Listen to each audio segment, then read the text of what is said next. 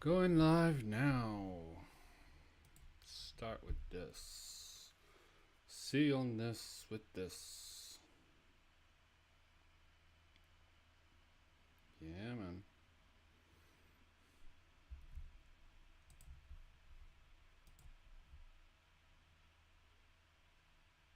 Okay, live now. See the chat, and that's beautiful. Hopefully, I can see the chat using the phone method for this. Blistering stupidity. Let me start with this article, which is a little informative, but overall not the best. Let me check this. You can hear me well, I hope, out there. Echo, echo, echo. Probably to myself. Okay, blistering. So the themes and premise of Fallout 3 is wrong. The setting's wrong. Now we get on by the strength of the relationships in the game. That's too bad since, though, they're idiots. And after saying the people of the Wasteland are idiots, they go on talking about Megaton. Excellent start to this. It's not really the people, but the society. Maybe it turns raw sewage back into drinking water. Dad's gizmo thing. Oh, God. This is just so. It's not wrong. It's subjectively wrong because it's pointed out that since the bomb hit here, it might have actually be closer to a well. You see a little, if I remember correctly, you see a little water puddle below the bomb. Maybe it hit a spring, maybe there's some around, wells. This also brought me to a very interesting conclusion. They're talking about no one's worried about water. In fact, they don't, okay, no one's worried about water. Tad's big optics of this is just horrible. This is just made to pander to people who hate. People who actually saw this, who was on the fence about Fallout 3 would not be convinced by this. At least optically, so to speak. Dad, purifier. Why do they need all the water? There is no farming. That's horrible. How do they eat? Trade routes, I'm guessing. How could they have farming if they didn't have a good source of purified water? This article, it sort of hit me when reading this article. Why do they need the water? They have enough water. You can always have more water. They're dirty, stinking. Clean water would be great for a lot of things, not just drinking. And I'm sure there's the have and have nots with the water. Most people clean water supply. Bad scientist. He got a purifier that only. Okay, I don't even get this.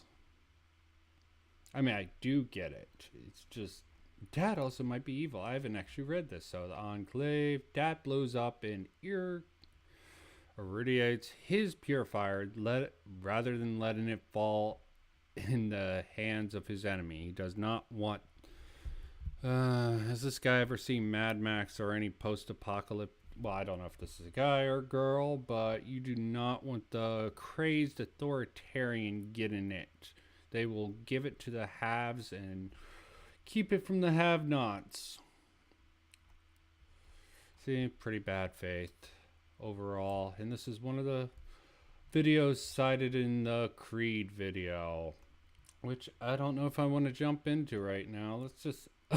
Enclave are all dumb, jerk, idiot heads. So mature this is coming off. Is this written for 5-year-olds? Sorry, 12-year-olds would be more into this. Fair, not that bright. Massive hand waving. Dad doing 5 minutes. Yeah, coincidence. They could have been monitoring this. Yeah, why take it over and try to hold it when there's no reason to? We thought this place was free for the taking for the last 18 years. Okay, let's see. Yep, background noise, close to a road. I rarely come across. I'm sure you can hear that. I wonder if anyone can hear me. Testing, testing. This will put up the background noise, but it'll make it easier to hear me too. Our idiot. This is comical just how immature it is. Chapters supposedly gone off mission. At least they acknowledge this. They abandoned their quest for technology. Okay, they're fine. In fact, some points 200 years later it actually works. Okay. Single group, yeah, they will have a falling out. Where's the punchline? Maybe this doesn't feel like the... Wait. Not surprised. Eventually people would shake things up. Maybe this doesn't feel like the Brotherhood to Fallout fans, but you can make a argument rather than trying to justify the Brotherhood cross the continent. Yes. But whatever. Okay. My problem with the Brotherhood of Steel isn't changing the mission and mindset. Problem is that nothing they do makes any sense. They spend most of their time downtown fighting super mutants, and the rest of the time hoping a radio DJ. Okay, let's see. Speculation based on what's in the game. Pointless, part of the problem. People make time, no work, no income. There's no... This is just a semantic issue based off of general what you see. Okay.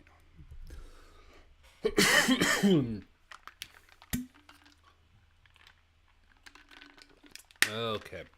Big town. From the perspective of the player, looks like the Brotherhood is just camped in...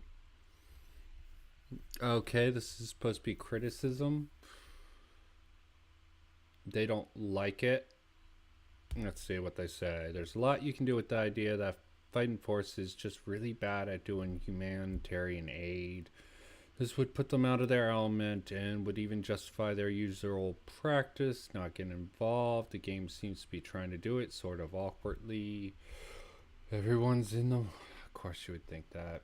It doesn't give us any payoff. They aren't a great army turned into a poor peacekeeper force. They're not contrasted against a more competent foe. Okay. Everyone's dumb. This is... Just can't do it.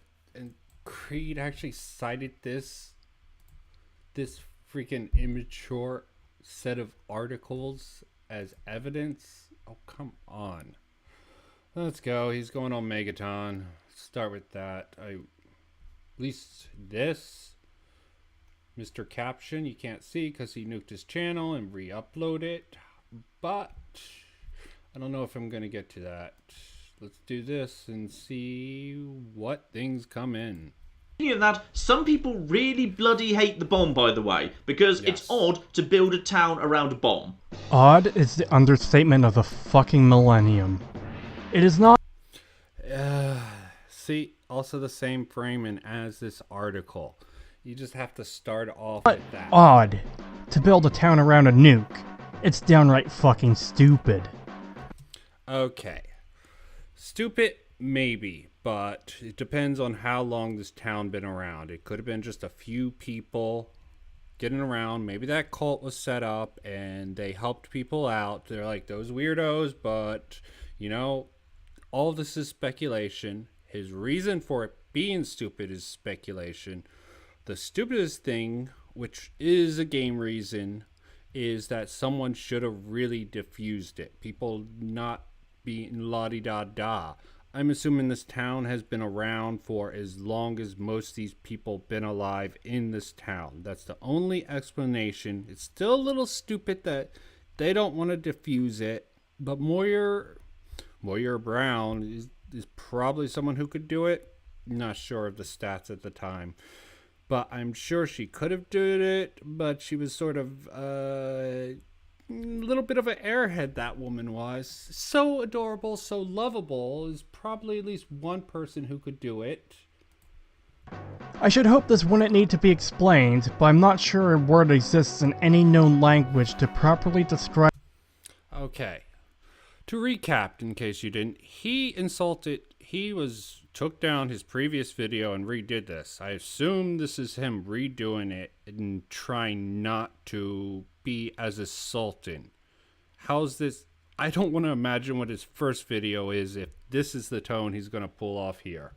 Describe the level of stupidity needed to build a town around something that can destroy that town and everyone living in it in an instant. I literally cannot come up with a hyperbolic or extreme example of something more stupid because of... Well, then, obviously you can't imagine yourself in a post-apocalyptic world because you live in a modern world. I don't see why anyone can criticize this heavily until they know the mindset of the people around. To establish why the town is being stupid, you have to go to its roots, and no one ever does. The game doesn't even provide the context for someone to truly say it's stupid. You can say from a modern day context that this does not seem very intelligent, but you're not trying to survive with very little water, very little resources. I'm sure they're going to get into the criticism about how do they feed these people. I'm assuming a mixture of scavenging, hunting, and trading with other people from outside, because there are caravans where people trade, but we're not there yet. Let me not jump ahead. That article really messed with my head. This is the limit. If that thing goes off, they're all dead. End of story. Bombs that were dropped in World War II are still being found, and they're extremely fucking... Okay, what I really want to get through this, but why is he going on about this? This has nothing to do with the game. I will agree, the only reason the bomb probably was not defused, it could have been defused, is because Moyer is an airhead, and she's like, oh, it's quaint, that cult likes it, so I figure I wouldn't mess with it. Funny reason, and it gives you a reason to have this quest. Dangerous, because they can still go off and be just as deadly as they were 80 years ago. At the time of writing this part of the script, I checked for recent news stories.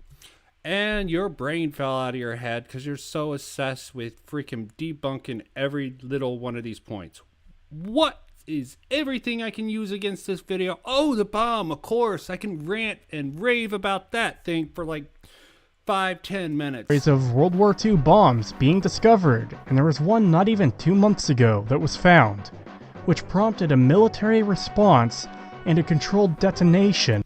What military would actually come here? Please tell me. Which resulted in thousands of residents being evacuated, extensive property damage, and a crater the size of 3 double-decker buses.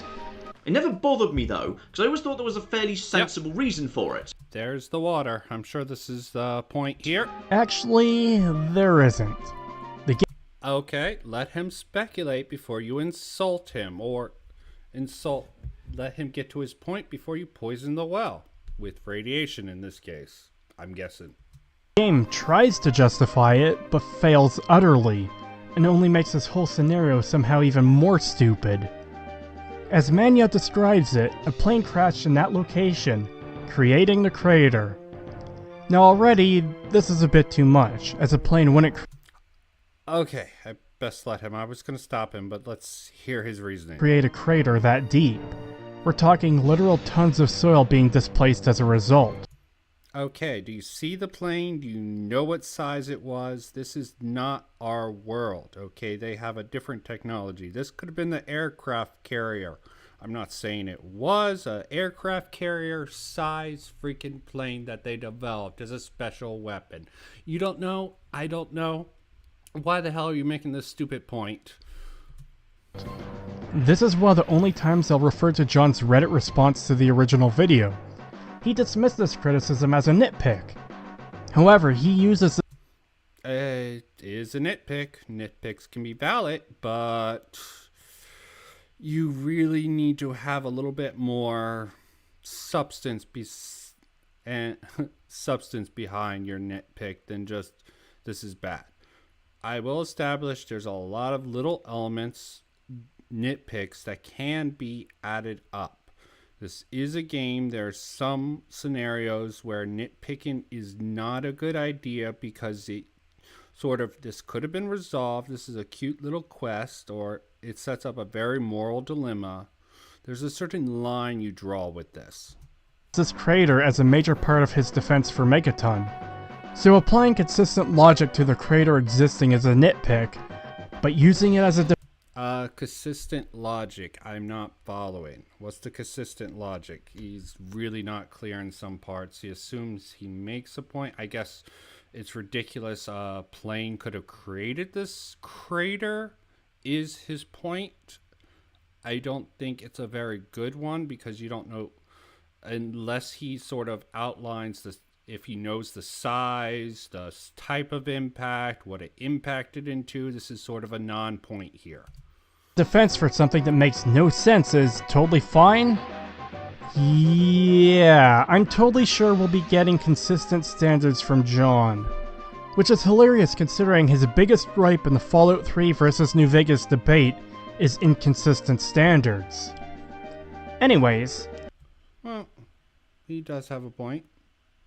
I don't know which one of them. One of them has to have a point. I'm just playing the odds here. This plane was carrying the bomb that sits in the middle of town. A bit odd that the bomb is placed in such a way that it looks like it was dropped, rather than being placed there. Anyways, people who weren't allowed into the vault took shelter in the crater from the dust storms of the time. Keep that in mind for later. Okay. It could make sense. I really don't know. I can try to use my imagination. Your Creed here is casting doubt on the thing actually creating this. I'm trying to think of a mechanical reason. I don't know how the bomb was attached to the plane, so saying that how a plane, if the plane sort of landed and the bombs were attached outside, which is a fucking stupid design decision, but the design decisions of Fallout in general aren't exactly the best. They're more aesthetically of the 50s, and I could see this bomb one or Dr. Strangelove or How I Learned. It could have been in that sort of design. I'm not done with it yet. These dust storms eventually died down, but people kept coming back to the crater as a meeting place. Literally no idea why they wouldn't pick somewhere safer when there's a town literally Then why are you bringing it up? 20 feet away, including a school they could have taken shelter in. See how fast this shit is falling apart? No, I'm not. You're not making a substantial argument. You're saying, oh, there's a school close by. That is not an argument of why this is stupid. That's saying this. Okay. Eventually, they decided to settle there. Again, no idea why they wouldn't pick somewhere safer. Yeah, this is still not a point. People don't always care about safeties. They just simply don't. Some people fall into a pattern. Okay, I'm not defending this. I'm just sort of mocking. I'm sort of just annoyed he's going at this with faulty logic. He cannot know the motives of these people. Someplace safer. I doubt there's many places safe. Familiars. There is a sort of psychological resonance. If this place saved people during the dust storms after the war, they would have a psychological attachment to this. But I doubt psychology or even deep analysis about the psyche of people. I don't think Bethesda really thought about that, but I could find a defense very easily why people, given based on what he's laying out, what people would find comforting about this area, even if it isn't logical. There is a psychological basis. If it saved you once, it might save you another time, even if it isn't logical. The entire world is literally free real estate right now. Why not build around something that could destroy you in an instant? They scrapped the plane. Why is he bringing...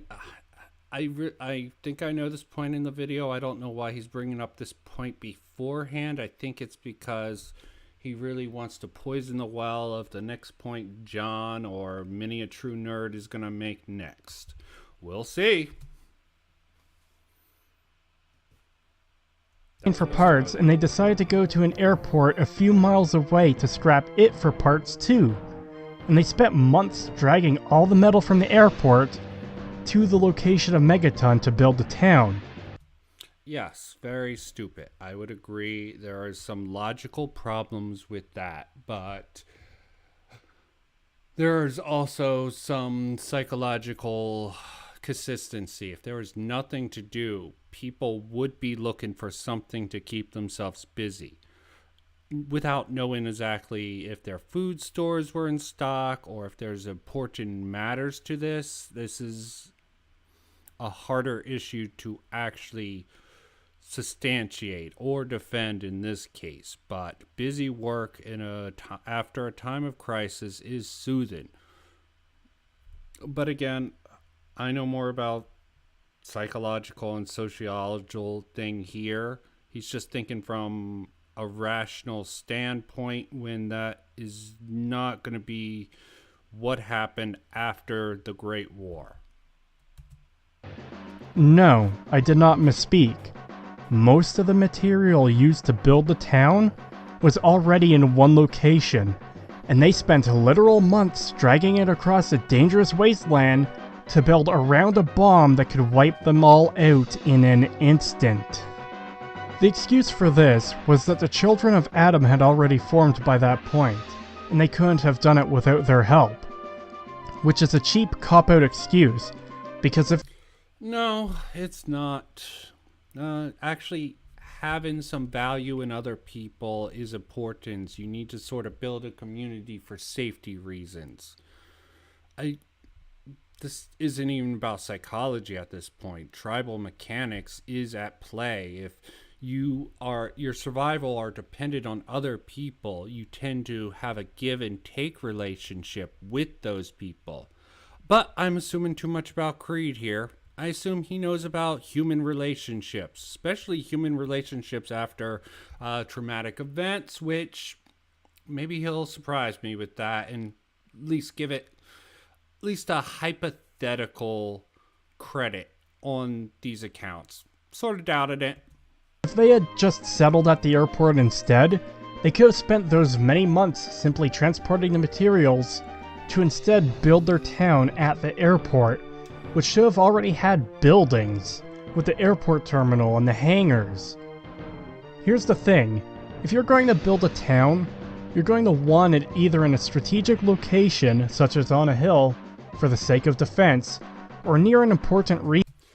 Again, I will reiterate, many a true nerd, I do address his theory. This is just a theory of why he believes that people built this, and he's creating this defense preemptively because he has the initiative in this response video to set the tone of this. This is extremely deceptive if this what he's going about. Resource. Megaton has neither, and as I'll explain shortly, it gets far worse than it already is. This video is already far worse, optically, narratively, construction-wise, but let's see how much worse you get, Creed. Also, another note, the airport doesn't actually exist in-game. Stop with the airport. The airport doesn't exist. Okay, good. I'm glad. You can't cite it as evidence anymore. Move on. Manya says the whole place was scrapped, to the point you wouldn't even know where it is, which I suppose means that even the concrete buildings and asphalt runways were also completely scrapped. How convenient. Additionally, John was just talking about how he knew where everyone in Megaton lived, yet he doesn't know the town's history from Manya? You see, okay, why should he bring up points that are not relevant to this? It also doesn't help him construct. I mean, I'm not giving John credit. He's doing a defense of Fallout 3. Why would he give evidence that could possibly, by people like you, poison their mind even more? It's sort of counterproductive to what he's trying to do with this video, so... There's an old video from about 5 years ago that discusses Fallout 3 in New Vegas called The Shandification of Fallout, which basically discusses how games work better if their basic logistics have been thought through. Yeah, that video was also one of the recommended ones while researching. It's not a heavy criticism. It's more of a point that Fallout New Vegas does a much better job at what the game does compared to Fallout 3. Agree with that point entirely, but that's at the very end. It's not a criticism. It's just pointing out the difference between Fallout 3 and Fallout New Vegas. And it's obvious how basic human needs are being met. So in the case of Megaton, the city has food because the one upside of the apocalypse is that wildlife is massive now, and there are plenty of mole rats right by the side of the town. It's false. No way. Not this time. We created it. Not this time. No. Oh, God. This memification of this fucking clip. I love... I don't even know his name, Riker. I know him as Riker. Better moments I would know his actual name. Jonathan Franco or Davis? One of the two. Jonathan something. Not this time. It's totally made up. Pure fiction. It's fiction. It's fiction. No. So, John is poisoning the well. I don't see it.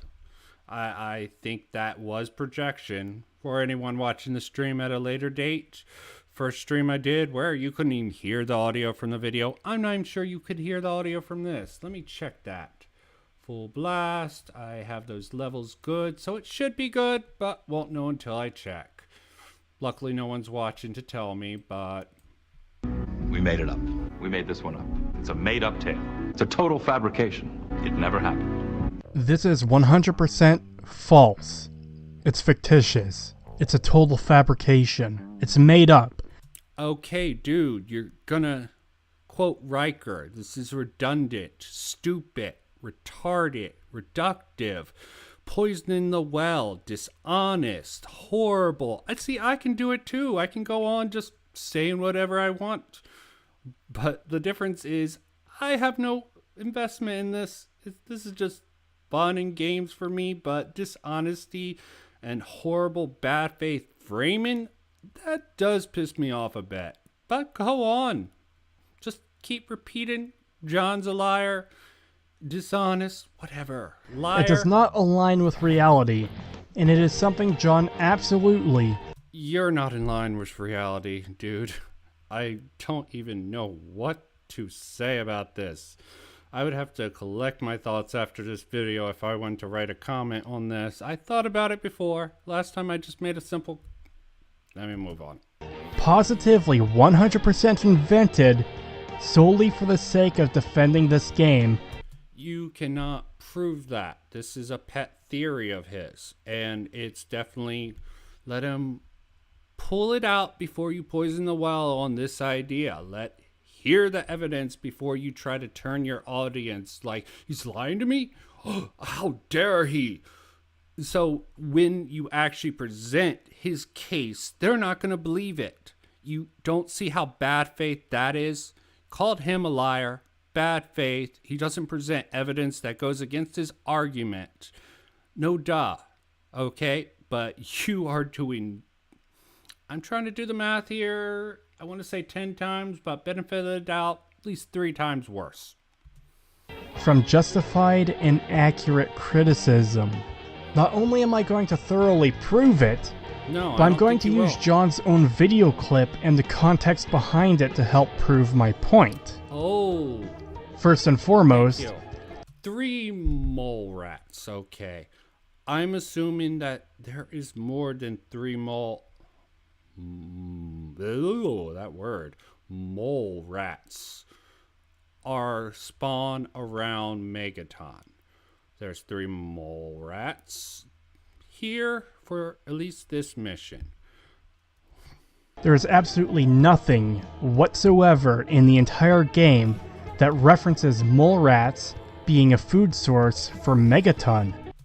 There is absolutely no evidence of anything in this game of anything, okay? this goes back to the positive and negative claim. Okay, he wants to make a positive claim. He needs overwhelming evidence, and I don't think he's going to have it. There's at least 3 mole rats here that you can repel for this quest. And there's nothing to support John's claim here. No one in town. There is nothing to support your counterclaim. Get on with the video. Town hunts them. No one in town herds them. There isn't even a scrap of mole rat meat in Megaton as far as I've been able to find. When I said this... Yeah, they're hungry. It probably is stowed away. It's probably a delicacy. It's not what they freaking sustain themselves on. It's probably what everyone all rushing out for if they had the balls to actually go outside the gates. This was a pure fabrication. I wasn't exaggerating. John literally just saw that there were 3 entire mole rats behind the town. Why are you assuming that this is... I mean, maybe it is his whole case. Maybe it's just a part of his case. Let me hear him. It's been a while since I watched the video, so let the audience hear him out in case they haven't before you do the counterclaim. Come on. How long are you going to go on? Let me just time you. And concluded that they absolutely must be the town's food source based on that alone. Also, if these 3 mole rats are a food source, then what happens after you kill and eat them? No more food, I guess. But wait! There's more! So that already completely disproves his claim. No, that does not prove it. Disprove it. That doesn't do anything to it. Is that his claim? Okay, gotta skip over. Tired of all of this. This is just getting me twisted. This is why I have this up here.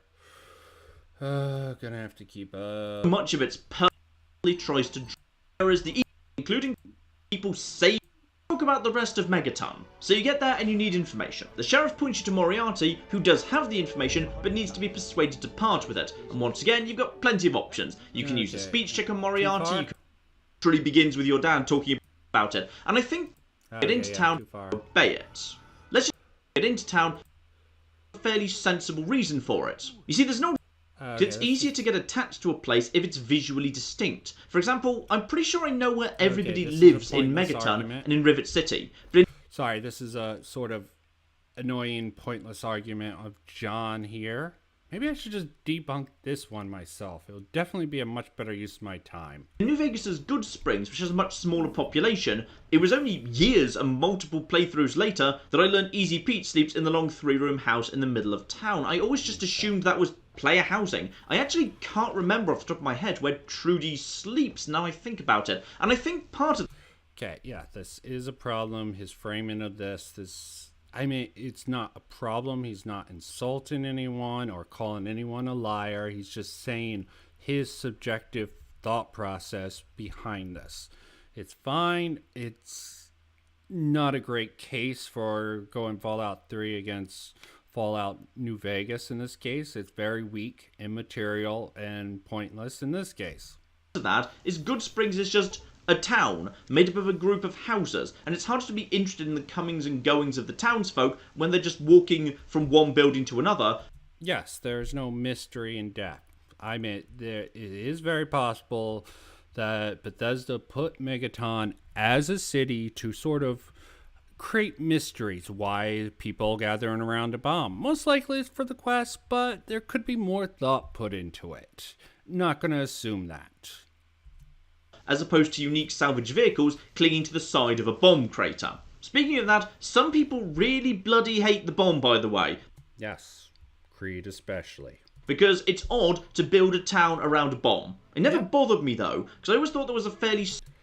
Not sensible. There is a certain logic behind it. Let's actually hear this. Sensible reason for it. You see, there's an old video from about 5 years ago that discusses Fallout 3 in New Vegas called The Shandification of Fallout, which basically discusses how games work better if their basic logistics have been thought through. Yep. As I said before, very good video. Recommend it. I thought it was good. Not complete, but it definitely had a certain perspective of why a lot of people enjoyed the sort of questing system of Fallout New Vegas over the more simplified, streamlined narrative focus of Fallout 3. And it's obvious how basic human needs are being met. So in the case of Megaton, the city has food because the one upside of the apocalypse is that wildlife is massive now, and there are plenty of mole rats right by the side of the town. Okay. Yeah, let's see if he says this is the only evidence for food, that the whole town sustains itself. Let's see if John here, Mini a True Nerd, makes that claim. As for water, well, when the bomb hit but didn't detonate, it made a crater, one deep enough that the town has access to. Okay, let's check that again. Maybe I missed where he says that's the only food source they have. I meant my hearing could be off. New Vegas called The Shandification of Fallout, which basically discusses how games work better if their basic logistics have been thought through, and it's obvious how basic human needs are being met. So in the case of Megaton, the city has food because the one upside of the apocalypse is that wildlife is massive now, and there are plenty of mole rats right by the side of the town. Okay. Wildlife is massive right now, and there's plenty of mole rats right besides the video. He is not indicating the mole rats right outside are the only source of the 3 mole rats that you have to actually kill for this quest are not the only mole rats in the world. I'm saying mole rats. Good movie, by the way. As for water, well, when the bomb hit but didn't detonate, it made a crater, one deep enough that the town has access to groundwater. Sure, it's radio. Okay. Let me I hate this, but I don't have the full control. I would like. We get to hear the mole rat bits. Basic human needs are being Actually, met. So in the case of Megaton, the city has food because the one upside of the apocalypse is that wildlife is massive now, and there are plenty of mole rats right by the side of the town. So just to reiterate, he says wildlife is massive now. Not very clear. There's a plenty amount of them, I'm assuming. Maybe also that they're mutated and bigger. Could go both ways. I actually approve of that framing. Not very clear, but has a certain poetic justice to it. As for water, well, when the bomb hit but didn't detonate, it made a crater, one deep enough that the town has access to ground. Okay. John's theory here is that the bomb dropped, it created a crater, and that created some water, or at least hit some vein or something like that. I can't actually check on it, nor do I care. It's an interesting theory. I'm wondering how Creed is going to counter this one, or I'm sure he will. This probably is what he's ramping the defense up for. Sorry if you can't hear me sometimes. I'm turning away from the mic. I'll get to check it later. Hopefully this stream is usable. Groundwater. Sure, it's radioactive, but so is all water. That's kind of the point of the main plot. The game literally begins with your dad talking about the waters of life and going on to tell you how terrible life is outside the vault. And then the very first town you get to after you leave uses a puddle in a radioactive crater as its water supply. It helps make you realise how bad things are on the wasteland and how important Project Purity is when that gets introduced. Thematically, it actually works really well. Yeah. But of course, we can't discuss the bomb. Okay. Thematically, I guess it could be good. Hate the theme defense. It works horribly in the Defenders of the Last Jedi, but for this sort of story where they're not trying to manipulate, where it isn't the only good thing, because the theme defense is really the only thing that the Last Jedi has going for it. All this, the writing was horrible, the direction it had a lot of weaknesses. But that's not what I'm talking about now, so let's go. Without looking at Power of the Atom, a quest which gets brought up frequently in any discussion about how terrible Fallout 3 is. Power of the Atom, as a reminder, is a quest about dealing with the unexploded bomb at the core of Megaton. The sheriff wanted to sound for good, and Mr. Burke acting on... Let's go see. Let's go back. Let's see how he goes about it. I am really curious of one thing. I'm very tempted to comment. Isn't better than you think. Let's see how he does this. I'm not going to go back. Let's see how it is 100% absolutely invalid. But not only is it invalid, the game actually proves the opposite to be true. Okay. And I know he knows this because he used the clip during the Wasteland Survival Guide. The actual game proves that there's not a vast amount of wildlife in the DC Wasteland. Okay. Because I'm not countering the straw man claim that I'm going to have to go back. I want to write a comment about this. I want to see how he reacts. He freaked out the last time I wrote a comment, and it wasn't even that harsh. I misheard him. Wonder if he'll even address the fact if I comment something that is really... Oh, I hate these long videos. Now I know why EFAP... Well... They're long enough with short videos. You see, there's an old video from about 5 years ago that discusses Fallout 3 in New Vegas called The Shandification of Fallout, which basically discusses how games work better if their basic logistics have been thought through, and it's obvious how basic human needs are being met. So in the case of Megaton, the city has food because the one upside of the apocalypse is that wildlife is massive now, and there are plenty of mole rats right by the side of the town. It's false. No way. Not this time. We created it. Not this time. No, not this time. It's totally made up. Pure fiction. It's fiction. It's fiction. We made it up. We made this one up. It's a made-up tale. It's a total fabrication. It never happened. So there's not a massive amount of wildlife in the DC wasteland. Let's see. I know we went through this, but memory recording, I watched the clip, and he just strung it out so long with all the talking and shit like this that I forgot what he said before he addresses it. Very dishonest tactic. I must say I'm almost impressed at this level of dishonesty. Definitely knows how to sort of manipulate people, or at least people with a short memory span like me. Which I'm sure people This is 100% false. It's fictitious. It's a total fabrication. It's made up. It does not align with reality. Okay, he's extending it more so you forget the original clip and its points. This is what I'm assuming he's doing. Maybe he's he's unconscious being deceitful, but I don't know, unconsciously or consciously being deceitful is still being deceitful. And it is something John absolutely, positively 100% invented solely for the sake of defending this game from justifying. He invented all the wildlife in Fallout 3? That is amazing shit.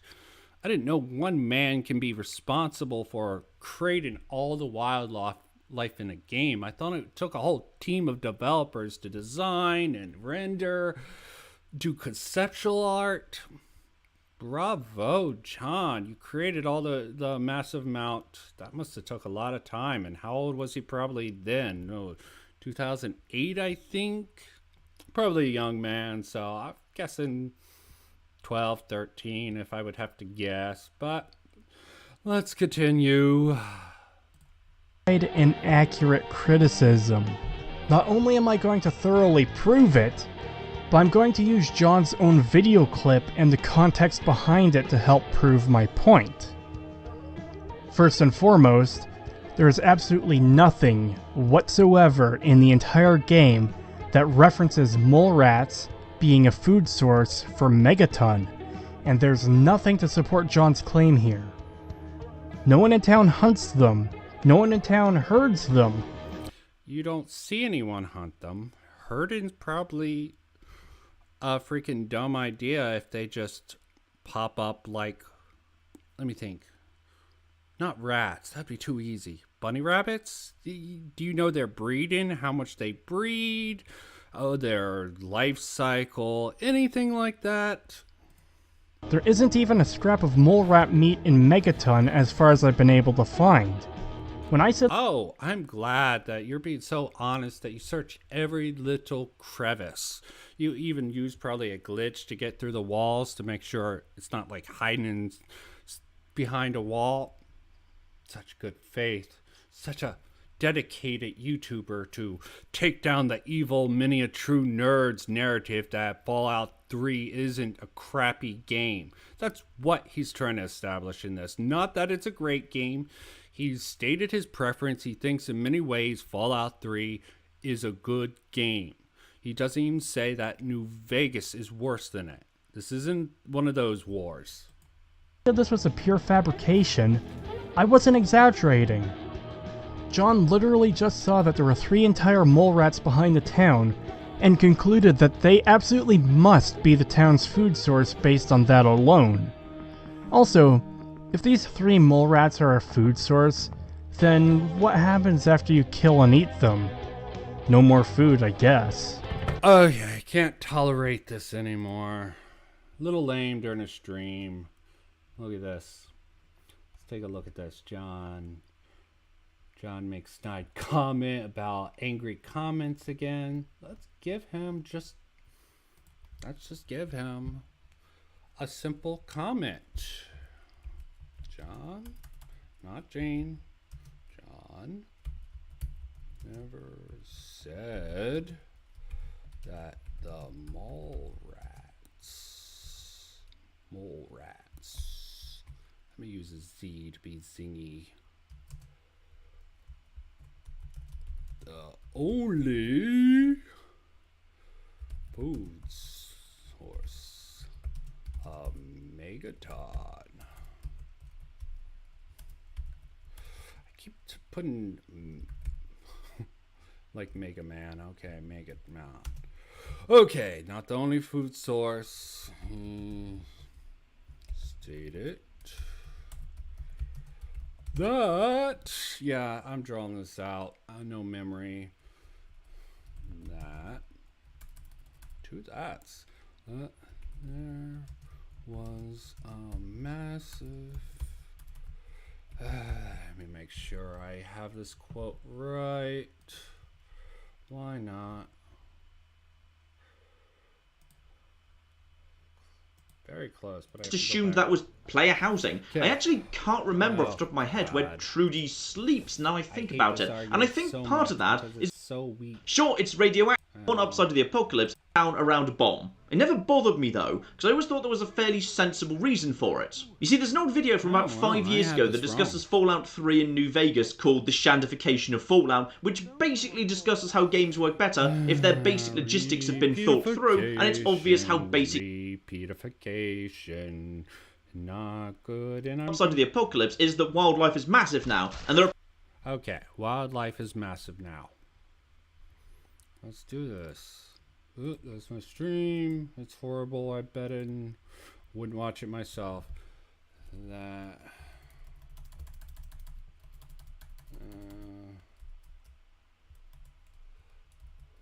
Wild ones. Wildlife. Let me put this.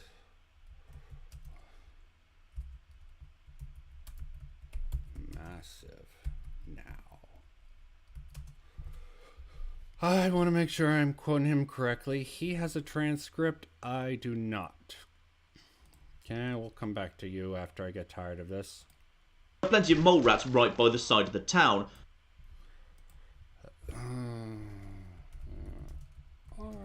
Plenty of mole rats. Okay, let me take this seriously. Mole rats, not do the zinger there, by the side of the town. Tedious, tedious, tedious. That's this whole name of the game. As for water, well, when the... Okay.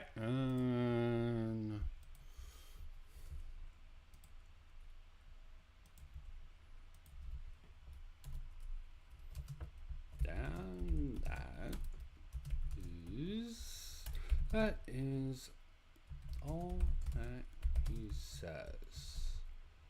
Let me just go back and check to make sure. Let me put that next to that so I don't keep on teasing people, all the people watching me. Maybe in the future, who knows? Okay. As I said, I hate that argument.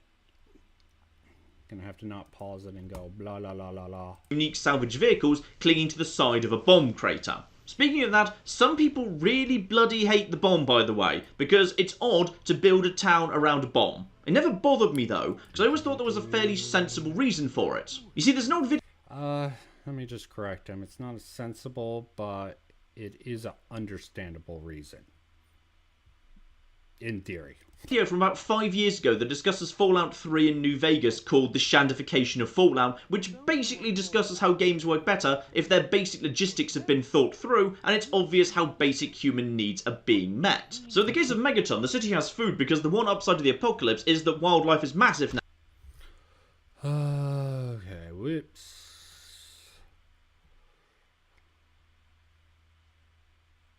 Okay.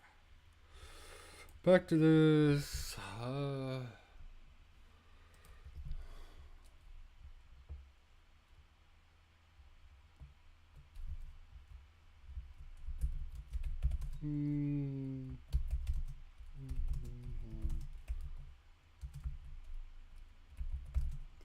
The one upside and a reason, which is a horrible reason. I'm sure they do some trading. I'm sure some people get food.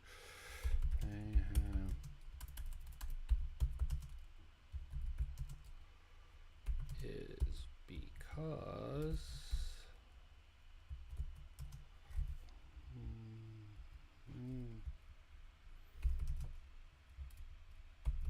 hey, and let me put a little bit of my own context behind this.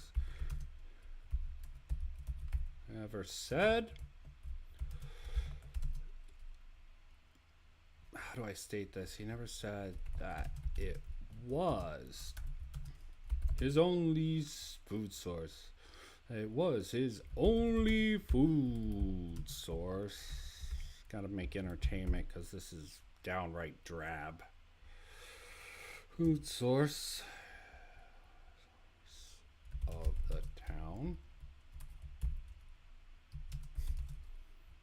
He thinks that who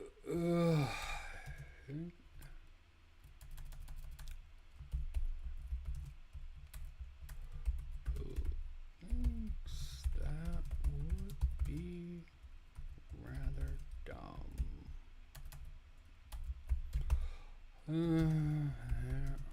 Are traders in the wasteland, or are traders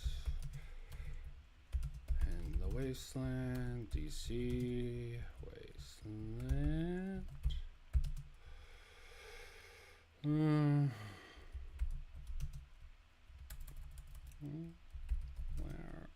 I am sure they get.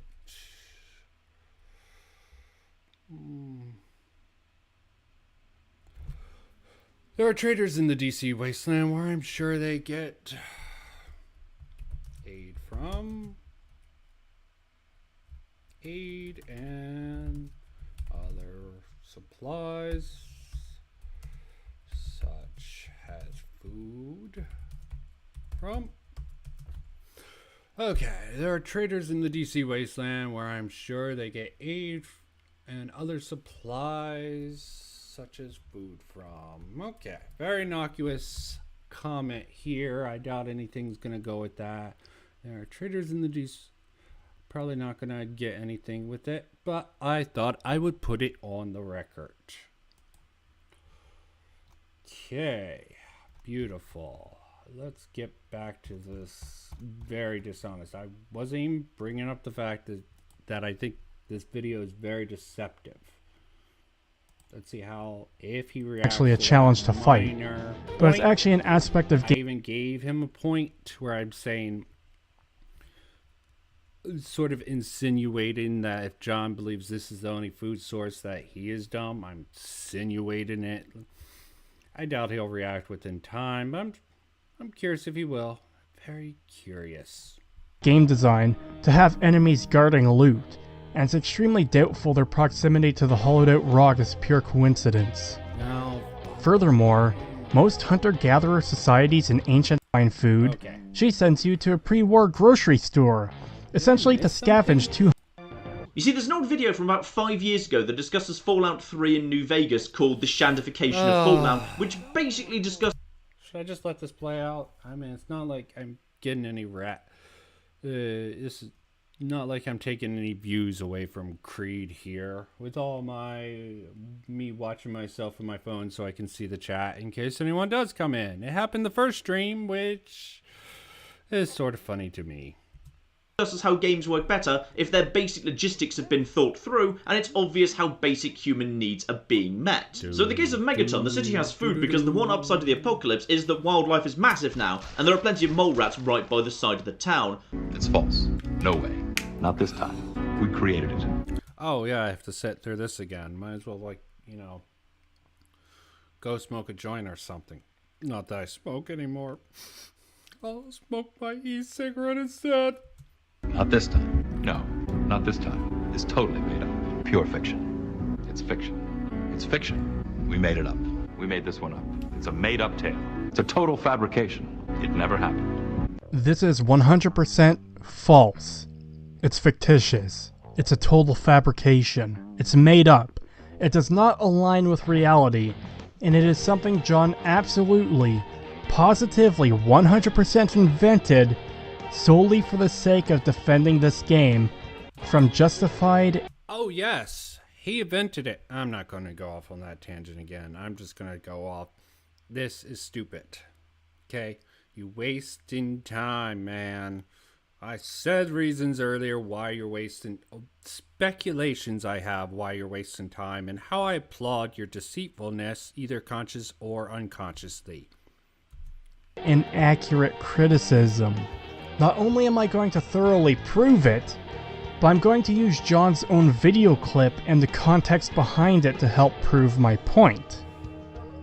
First and foremost, there is absolutely nothing whatsoever in the entire game that references mole rats being a food source for Megaton, and there's nothing to support John's claim here.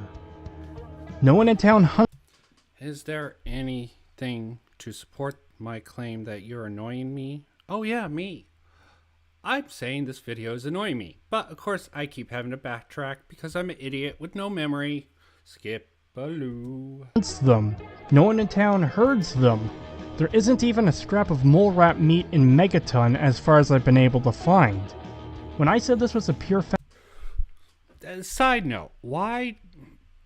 Maybe it's just me. Maybe I'm just noticing it when he's just randomly killing random people in this game. Is he just venting his frustration on his hatred of the game, or he thinks it's good for his viewers to get that cathartic, yeah, I'm murdering, yes, this is Fallout 3 footage, but I'm murdering all the NPCs, so be happy about that.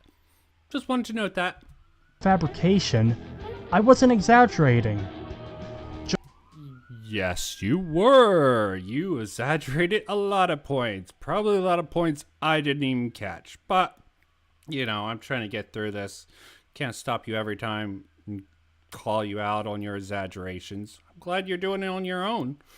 Reverse psychology. Projection much, I wonder? This stinks of projection. I wouldn't want to be mean and say that. Luckily, he probably won't watch this. John literally just saw that there were 3 entire mole rats behind the town, and concluded that they absolutely must be the town's food source. He never said must. Especially not those mole rats. They're just an example of the closest source of wildlife, the massive amount of wildlife he said. Based on that alone. Also, if these 3 mole rats are a food source, then what happens after you kill? The crux of your argument is John saying these 3 mole rats, which he never said, are the only food source, which he never implicitly said. There might have been an implicit suggestion that he might have been hinting towards that, but it was for all the wildlife. These 3 mole rats, maybe they even have a tracture. Maybe that's why Moyer had the repellent.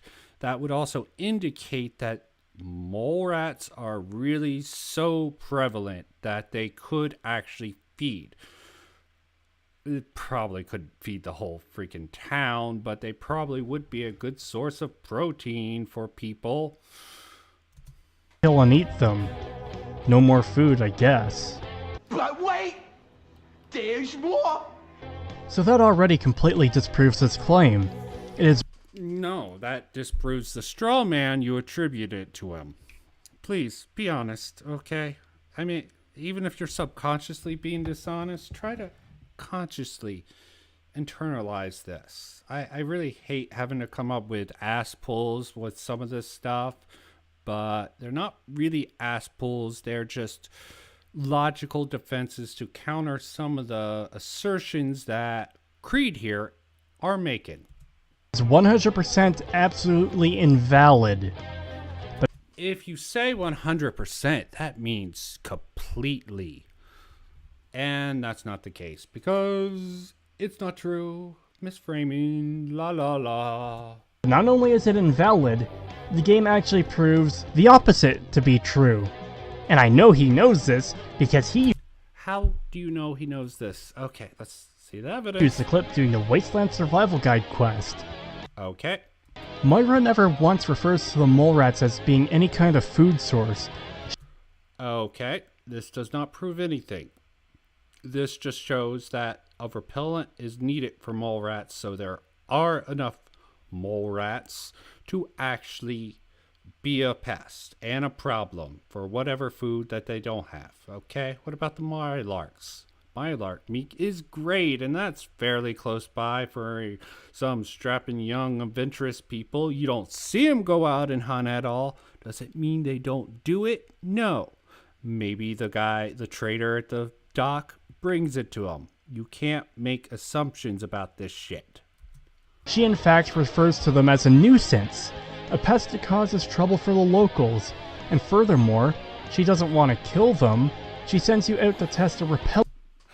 Using Moyer as an example of someone who's completely logical and consistent and not insane at all. Moyer, definitely not insane. Definitely not the weird, quirky, driven insane by the post-apocalypse girl that everyone claims that there would be plenty of. Repellent. Something to make them go away. She does briefly mention the idea of maybe domesticating them for milk and meat, but that's just an idea she has and nothing more. The very fact that she of all characters is presenting this idea too, it's probably meant to be taken as a joke, because she's a stupid character who commonly says stupid things. Yeah, if you want to take that indication that the idea of herding from tribal politics, it would make some basis if we went back to more of a caveman-like mentality within, I've heard it quoted as about 200 years from the Great War. We digressed. We don't do agriculture anymore. We would digress back to the point where we're hunter-gatherer societies and not a farming society, which you would claim, well, that would be in the West, and the Mojave Desert is actually farmable. That's a little weird in New Vegas, but you know what? You have enough water. Wait, that's something they don't have a lot of water in the DC wasteland. I don't even know where they get it from in New Vegas. Oh, well, Hoover Dam, sorry. Correct it there. I guess that's a little bit fresher of a source. Using a rated water, I guess they have a process. Maybe they turned the Hoover Dam into a purifier over there. Don't really remember the details about that. Might be interesting to look into. To put another nail in this coffin, the part of the quest where she... What coffin? Do you want to kill people now, man? Oh, metaphor. Okay. You're so great with words that... And there's such viciousness in without lack of anything of substance. You extract pretty much, you're trying to get a gallon from a mole rat. Wow. A rat, I'm sure you could get close to a gallon of blood from one of these mole rats. Or at least a liter. Does want you to find food, she sends you to a pre-war grocery store, essentially to scavenge 200-year-old ruins that should have been picked clean by now. Not to... just because it's picked clean does not mean people don't use it as storage. There is probably, in a store, there's probably a lot of storage containers which would be useful to, I don't know, say the raiders who hang out there. Moira's sort of an airhead. I wouldn't call her stupid. Airhead is a better, nicer term for what Moira is. She's whip smart, though. Sort of that contrary. She acts stupid, but she's probably more intelligent than anyone else in town. It's an interesting little quirky thing to have. She's definitely not dumb, just quirky. To mention the food going bad, the only reason you do find food is because it's being used as a raider base, which she... Oh, thank you for pointing that out. Yeah, airhead, okay? Maybe she's also as deceptive as you, I don't know. You know, airhead persona, getting tired of no one wanting to go out and do her crazy quest. Obviously, there is a point to it. Obviously, she's a little crazy. She was not anticipating, as she's surprised to find out that there were raiders there. So not only is there nothing in the game to support John's claim that mole rats are food. Yes, but there's nothing to discount his claim. No one's going to talk about an everyday occurrence like what they eat. Okay? It's probably nothing special to them. They probably don't even like it. They probably just have to eat it occasionally. I said it's a something that they would enjoy and save, but it's probably something that they have to freaking eat. Like prisoners locked away having to eat rats. That's the sort of situation I envision. And they would rather sell the meat if anyone wants it. Probably not very tasty, but if you need to eat something nasty to survive, you will. Not only are you sent to scavenge food from a store for the survival guide, but when it comes to repelling and killing mole rats, Moira's main concern is them being a pest. Killing...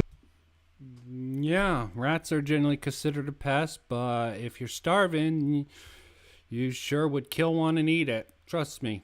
I don't know this personally, but I know enough fiction where scenarios like this where someone was trapped and they would kill whatever they could to get food. Deny that, man. Them is undesirable, and domesticating them is only a theory she has. There's likely only two reasons these mole rats exist behind Megaton. Firstly, for Moira's quest, and secondly, to be a small challenge for anyone going to the hollowed out rock. Okay, now this is extremely anti-world building of Creed here.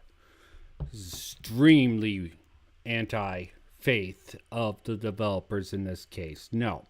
Pests exist, okay? You can't disprove that rats wouldn't mutate into this new strain and be very rapid and aggressive like this.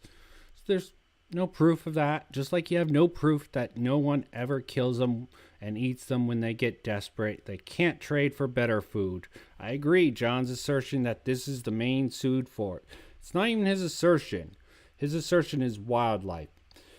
Mole rats are probably low tier Mylarks. Now that's probably the delicacy. But all this is just a theory. Discounting your theory against other people's theory, I think it's pointless for actual critical. This is seriously bad. Rock. Yes, the mole rats aren't actually a challenge to fight, but it's actually an aspect of game design to have enemies guarding loot, and it's extremely doubtful their proximity to the hollowed out rock is pure coincidence. Furthermore, most hunter-gatherer societies in ancient times didn't have a fixed settlement. They moved around because... Okay. Thank you for at least bringing up ancient societies.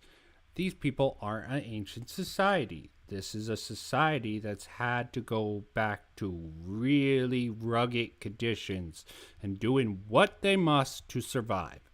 Agree, the fact that they built a town around a bomb is a little suspect, but there are theories to counter your theory that it is stupid.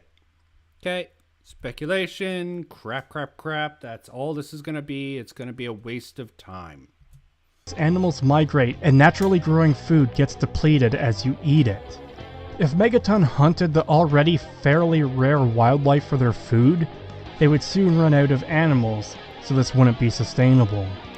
But I'm going to go another level deeper on this to further disprove this point. No, you're going to freaking jam a ice pick in people's eyes who actually want a critical read. You're just feeding the freaking haters of Fallout 3 and of John in this case. That's the only way I can see this. Okay? You could make your points and move on, but you just need to hammer it in with the freaking brick. At the start of the video, John said he had watched numerous feature-length videos and read massive forum posts, so I find it a tad bit strange he doesn't reference Mr. Caption's video here. Maybe he didn't see it. It's entirely possible. Mr. Caption did delete his channel around the end of 2017 or the beginning of 2018. I'm not entirely sure when it was. Point is, his videos were up for a few years, and they were re-uploaded in March of 2018, a couple months before John released his video. So, maybe he did miss it. I'll give him the benefit of the doubt here. Oh, how good faith of you. Give credit where credit's due. He might not have seen this video. So nice. So nice. However, in Mr. Caption's video, he raises a very good point.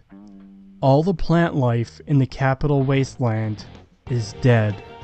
Everything outside of Oasis, that is, which is a recent development and hardly anyone knows about. So for the remainder of this section, I'll be omitting Oasis. Now I want to bring back this line. Okay, that is actually fair. There are some little places where I don't feel he's being a complete asshole. That's good. That's good. He has some humility and humanity, especially when it works in his favor. For a moment.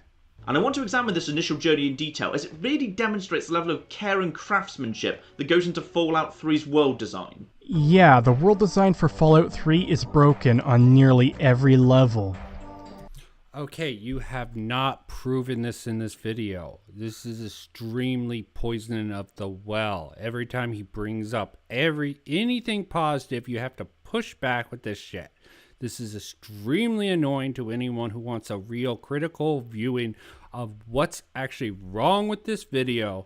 Not just John is wrong because he's saying it's better than I think. How dare he tells me? I know Fallout 3 is bad. Maybe I should watch this video. I tried the first part and put in that one comment that I misheard and got a comment back. So might have to revisit that. This is becoming intolerable. This is going to be a rather large tangent, but it's necessary in order to fully... Yay, another large tangent. You haven't already drilled his home on every little point. There is thorough and there's freaking god tier obsessive with analyzing and breaking down every little point just to poison the well.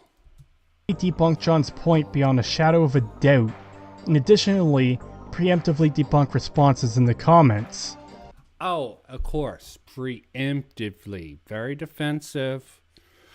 Wow, I wonder if he has something to be defensive about. Like, pretty much knowing that he's being very deceitful here. Let's try to continue.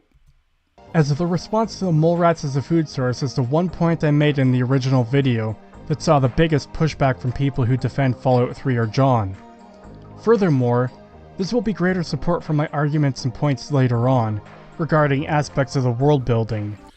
It really gives too much context to how people are going to view his video or John's fans. I don't know if he needs to really do this. Didn't he outline this in the beginning? Really freaking defensive. No wonder he freaked out when I just misheard him. Because I was watching it on stream and I might have been talking over him and didn't hear it because it wasn't very obvious. I went back and corrected that and saying, oh, yeah, you did say that. The way you stated it wasn't very clear. So, I might go back to it. Let's get to it. All of the plant life in the capital wasteland is dead. They're either burned trees or dead grass. There's no fruits or vegetables growing. There's no mutated plants growing. Everything is dead. If there are no plants, all the herbivores are dead. If there are no herbivores, then the carnivores have nothing to eat besides each other, which is not sustainable. The defenses for this particular point in the comments have been nothing short of absurd. Some people have claimed it doesn't matter, which isn't even an argument. I will agree, that's not an argument. Can you sustain your claim that there's no wildlife at all? Cows can sustain themselves on grass. I see some grass around. It's not very plentiful. Some people have claimed that the plants are totally alive, they just don't look like it, which isn't even worthy of response. And one guy pointed out, yeah, there's definitely shit growing there. Sorry, it might be weeds, might be just the toughest of wildlife, plant life. I'm not gonna assert or dismiss. Obviously, you are going with dismiss, so good option, man. That there's 3 living flowers in Arlington Cemetery, which I didn't even bother to confirm, because even if he was right, they're 3 fucking flowers, and not anything anyone could sustain themselves. Yes, but it would say that plant life is completely sustainable in this ecosystem. It's just rather scarce. Okay. For all intents and purposes, the entire world of Fallout 3 is broken, because Bethesda didn't take the time to make their world make any kind of sense at nearly every level. Okay, this is really getting annoying. Gonna give it try to get through 5 more minutes of this. Just constant bombarding of insults and degradation. The capital wasteland, as it is presented to us, is utterly incapable of supporting life. From what I've seen in the comments, no, not incapable, just very difficult. There is a difference. Know what words mean, man. Incapable would mean there would be no grass, no weeds, no 3 flowers in the cemetery, no oasis. No wonder you discounted that. Most people who defend this game have trouble coming to terms with this fact, and in response No, you're stating this as a fact. Oasis discredits your fact, so that's why you discredit. This is why you're dismissing Oasis from the equation. Very convenient for you. I've seen outright denial or shifting of the goalposts, which basically results in them falling back to a few other arguments. Megaton gets its food from hunters and traders. Except this isn't full. Yes, that is a perfectly valid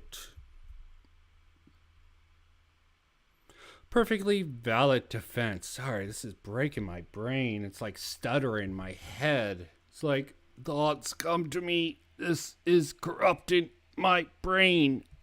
Fully supported either. The hunters are... No, it's not fully supported, okay? What pushback will you have on it that's actually, besides you saying it's completely incorrect, just like showing a trader? He's a medicine trader. A random encounter in the wasteland, and as far as I know, they don't actually go to Megaton at all. You're just discounting it because you don't see it, and you don't see it because the game is limited in what it needs to do. If they're there, world building wise, it's perfectly acceptable to believe that these traders who move throughout the DC wasteland have to go somewhere. It's more unrealistic to think that they just don't go to any towns, that they don't go anywhere, that they just wait for people to come and camp out at night. In fact, it's almost ridiculous. But now I am sort of preempting what I think he's going to say. That's the way it's been going so far.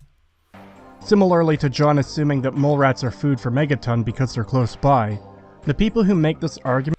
Okay, the mole rats aren't the only wildlife that he was referring to. That was the closest example. That's it.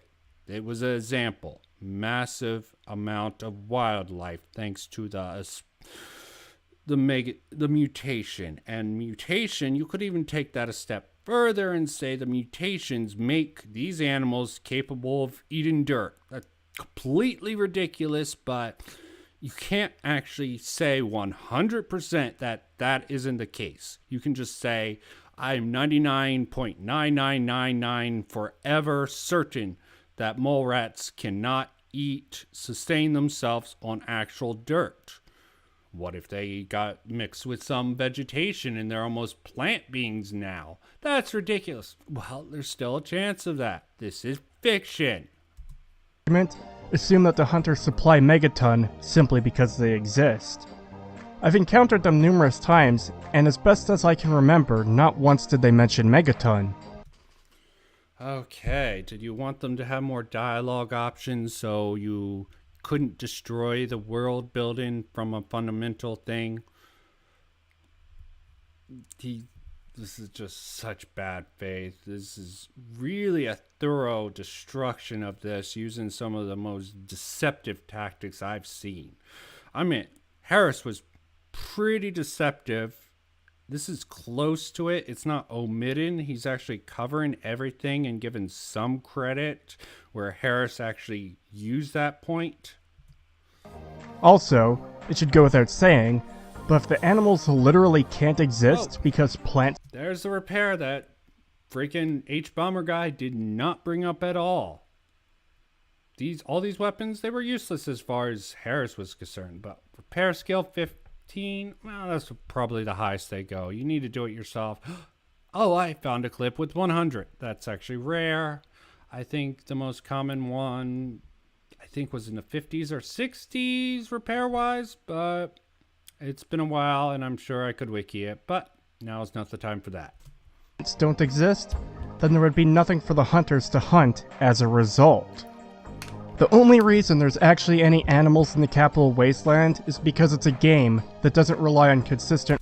Okay, what's your support for that?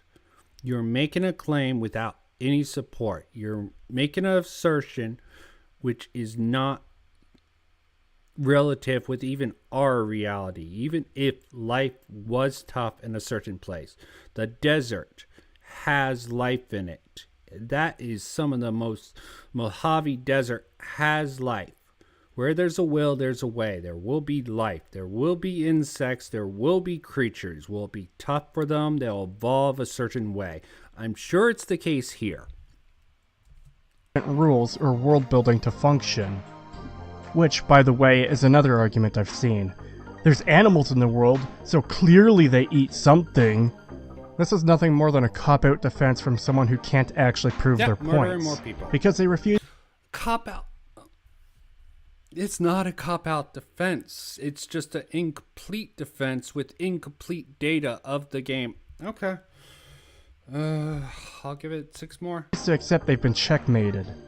If you cannot prove your point, you have no... You can't prove your point either, man. Stop thinking you can, okay? You can speculate with the best of them. You can be as deceptive as the best of them. No ground to stand on, and your argument is dismissed.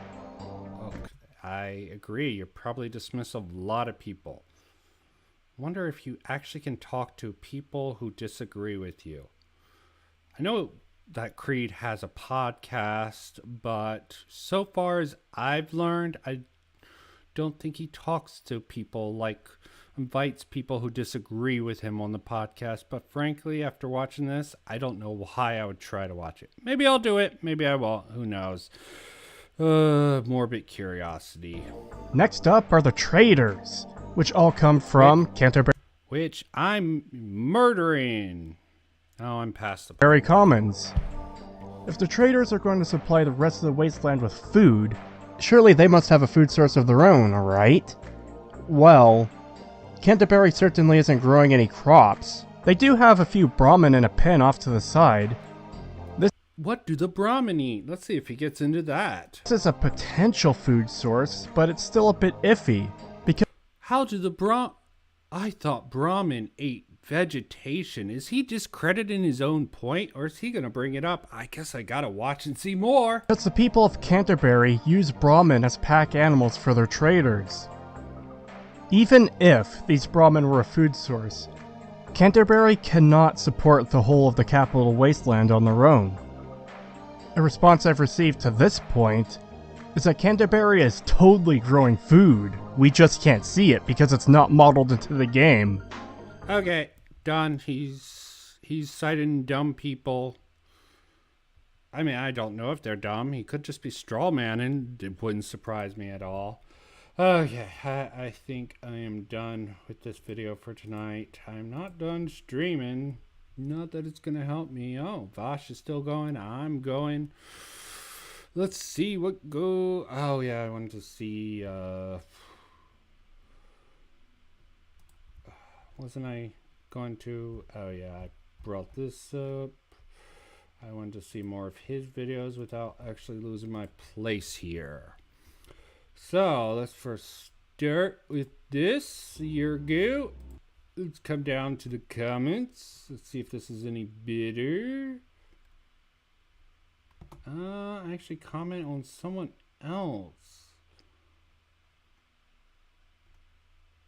Did the dude delete my comment or the whole comment thread? I don't even know. Oh, yeah.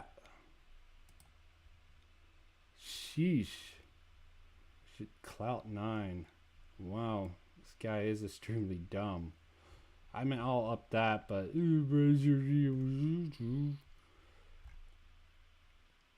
Is this part 1 of 2 sort? What happened to my comment? Newest first. Oh, yeah. Newest first. I'm not new enough, I guess.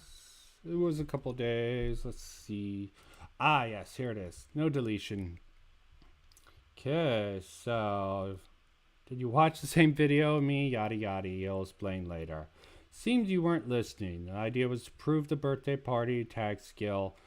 I was. Okay. Yeah. I completely said I was. Just re-listen. Weird wording, by the way. It is implied but not clearly stated, so I did miss it. As I said, I admitted that I did not hear it correctly, and it was rather weirdly worded, so I'm not even going to bother to go back on it. Don't worry, probably worse than you in that area. I'm sure you'll approve. Hopefully you're better than... I probably spoke prematurely, but the tone is... I admit my own bias here. The tone is much the same as from what I've seen. I often let... I have more. Okay. Yep, this guy jumps in. You don't need to watch the video. Yep. Shit. I'm sure Creetosis responds to me. Okay, he puts out the line. That's not the problem. I don't know. Seems pretty clear to me. Let's see if this is clear. Gives you a present. Gives you a skill point. Melee combat.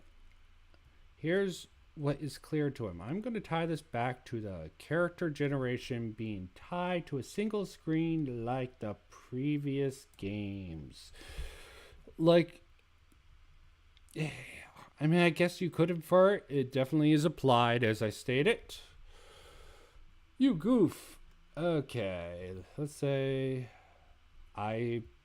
pretty much the way you could have made this very clear would be to say, let's say Fallout 3 did the same thing as Fallout 1 and let you pick your tag skills at the same time as your special. See, with that, there would be no way of confusing what you're saying. Response, I mean, it's very, very clear as it is. You sounds like a you problem to me. I'm glad you feel that way. If you're this defensive about a little bit of criticism, I hope you wouldn't freak out about me adding a little more. Not actual emoji. How is this being defensive? You're the one who wasn't paying attention to a extremely straightforward statement and got your criticism. Then you doubled down when I did not double down. I changed my criticism to something else. Okay? It's not even a very heavy criticism that you could have been clearer with what you're saying. I can be clearer with what almost everyone who does anything anywhere can be clearer with their words. Okay, I wasted enough time. Might as well see what I missed, because the other video is just annoying me. Let's give this Imagine what a new color can do to transform the home you love. watches. Certa Painters is ready to turn. There's many aspects of the game and world that I want to discuss, such as Megaton having no food source. But I want Okay. to try and keep this structured, so I'll be saving those aspects for later once I'm finished discussing the main story. Okay, Luckily please for do. all of us, there isn't a whole lot to the main story, so this should go by relatively quickly. Unfortunately, I will have to agree. I mean, there's a lot, but there's also a not. You can make arguments either way with that one. It's not something I can disagree with. Seems good, better already. The other one was just freaking pissing me off. For now, we're treated to our first view of the capital wasteland. You're blinded by seeing sunlight for the first time, and you see the destruction upon the land and the ruins of the capital in the distance. It's a fairly good way to introduce the player to the wasteland, if only it wasn't damaged by the overly long and unnecessary introductory sequence. That's an opinion. That's an opinion a lot of people share, especially a lot of the critics of Fallout 3. It does not make it true.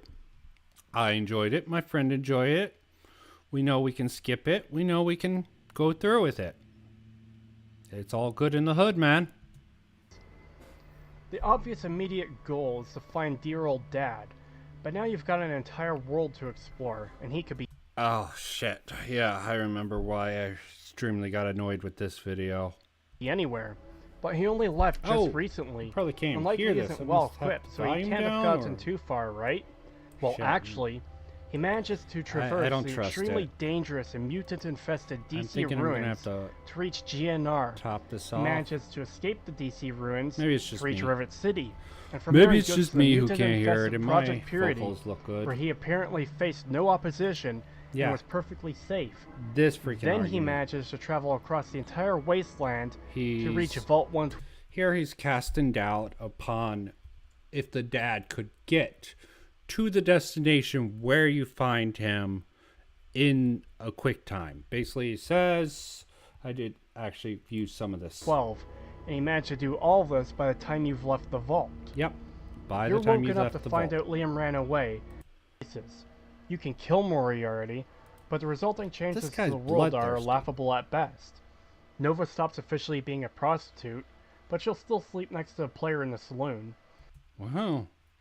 Old habits are hard to lose, okay? And if you save her from this prostitution, don't you think she'd be thankful? And how does a former prostitute shows her gratitude and make the caption needs to live? She's still got to do it, but she works for herself now. She's an independent businesswoman now.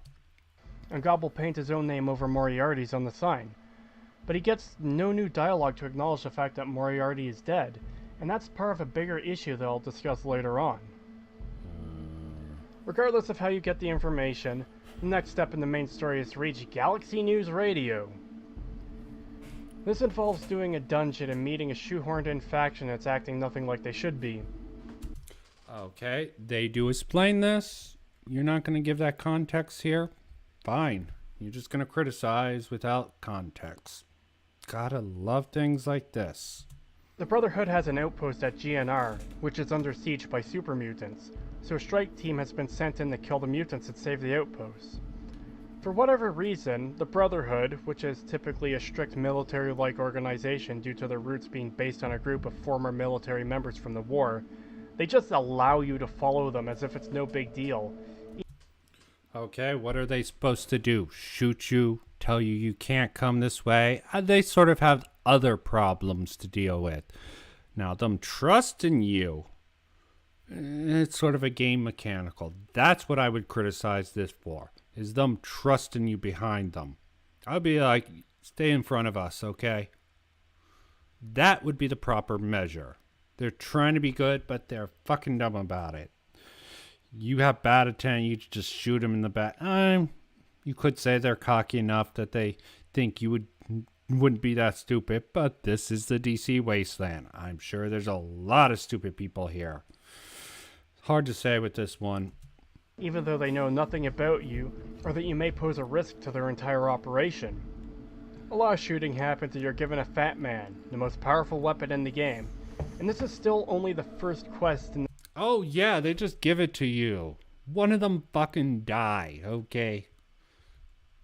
I mean, it is stupid that one of them doesn't pick it up, but that's besides the point. It is a game. There is a very good case and a lot of scenarios that they did not notice their comrade while being under fire.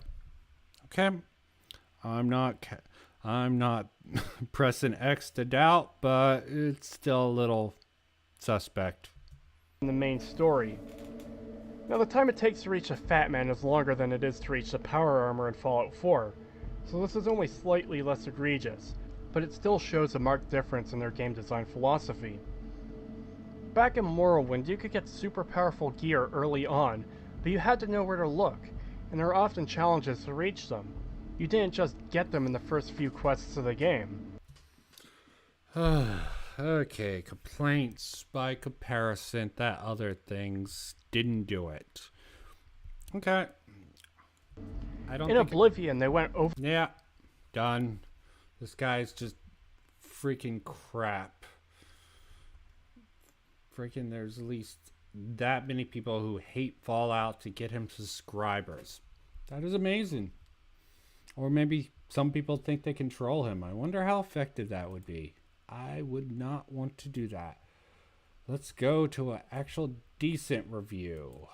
Time, because we can't care. We're just a baby, and it works so much better. Because honestly, I don't care about my mother in Fallout 3 because I never knew who they were. And my character wouldn't probably care as much about them because they didn't know who they were. You're not being punished as a player for not knowing who this person— Who knows? Who knows? Yeah, completely dropped in. This is the guy, Mr. Caption. Let me get to the point where I actually left off, which, if I remember correctly, even with my goldfish memory, about 13 minutes. Fallout 3 doesn't do as much of that as I would like, because while it does allow you to have your own personality to some degree, you can either be kind of a dick or just kind of a nicer person, it doesn't allow you to have your own backstory, which is a very big part of literally any character ever. Okay, his criticism is backstory. That is completely understandable, especially from a tabletop RPGer. Not being able to have a backstory is not a good thing. Some people don't care about their backstory. Okay, I would make the argument it's a video game where they can actually show you your development from birth to whenever you die in the game. That you're not free, you're stuck in a childhood, you're stuck with a best friend, you're stuck with a bully, you're stuck with a father who thinks you're ready to be on your own, so he wants to restart a project. You were the unplanned child that he gave all that up for a stronger narrative focus. I can understand why being saddled with that would annoy people. Characters in a game like this usually need to have some kind of backstory to explain where they come from, what their views are, and why they think that way, because if you don't know this already, I don't know how you don't know this already, but where people come from and who they grow up around. Fallout 3 gives a framework backstory that is competent. But, yeah, I can understand if you wanted to do certain things. It's just weird in a Fallout game where you pop out of a vault. I don't understand what sort of backstory you can give unless you think the vault's like a party or hell. You know nothing about the vault in Fallout 1 and Fallout 2. You're part of a village where I can understand you create a slightly different backstory. There are still constraints if you're actually following the scenario you live in. I like Fallout 3's the fact that they give you a framework and they try to work it out. I can understand the complaint from older Fallout fans and serious tabletop role players why they would have problem with this system. So there's no problem with this. There's only one problem. Around very much affects how they view the world. And personally, I would like to be able to custom tailor that to whatever I want it to be.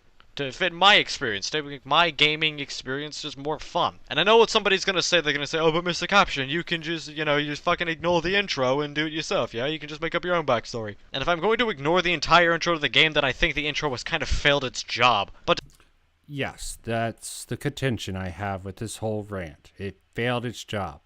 It failed Mr. Caption. It actually succeeded and given role-playing fans used to just coming up with their own backstory. They give them a framework, which you can criticize that framework and how it could have been improved, but it definitely is a different experience. They're playing with actually mixing the tutorial within the narrative setting, which I think I wouldn't call it genius, but it definitely had a certain charm to it that was lost on some people and really captivated other people. And I can prove that because you ask someone if they liked the beginning, they're like, yeah, I liked how you were born, yada yada yada. You got to know your best friend. There was that stupid bully. One time I beat the hell out of him. The other time I did that. It was quite interesting. Other time I was more of a timid character who just couldn't decide and went with the pressure. There's plenty of character building you can do within the tutorial, but I understand someone who wanted total freedom not liking it, and if you want to play again, there are ways to skip it. Absolutely. And then you can just ignore it in your mind and create a backstory for yourself, just like Fallout 1. This is the point I stopped last time I watched it, so let's see what I have for more. to get back to the review, after 19 years in the vault, Amada wakes us up in the middle of our sleep to tell us that the vault has been overrun with rad roaches, that our dad has left the vault, and that we need to go and find him and escape before we're gunned down by the security forces inside the vault. We do so armed with nothing more than a 10mm pistol, a BB gun, and some other crap, and eventually make our way outside of the vault to finally see the Capital Wasteland. And one little nip... Oh, thank God he's not actually going on and on about how horrible, how unrealistic this is. Okay, thank you. Thank you, Mr. Caption, for not boring us with pointless nitpicking. I mean, it's fine to nitpick those elements. They're fun to tear apart because in reality, it actually could work, but it also doesn't work. So it's a messy bit to actually defend that beginning the escape scene. So I'm glad I don't have to do it here. Nitpick I have here is that I actually... Or that I don't have to try. I don't ever have to try. I could agree, but I don't agree, and I can back that up with a logical manner. People could say I'm wrong, but no, there's enough blanks within the story that you can come up with a scenario where either it's realistic or it's unrealistic. Really like this opening sequence. Or perhaps sequence is the wrong word. Maybe scene is a little bit more fitting, because I really just like the way this looks. Like, if you just not move after you load into the Capital Wasteland for the first time, after the fade goes away and your eyes adjust to the overworld, it is really, really scenic. This just first little, like, picturesque moment. Okay.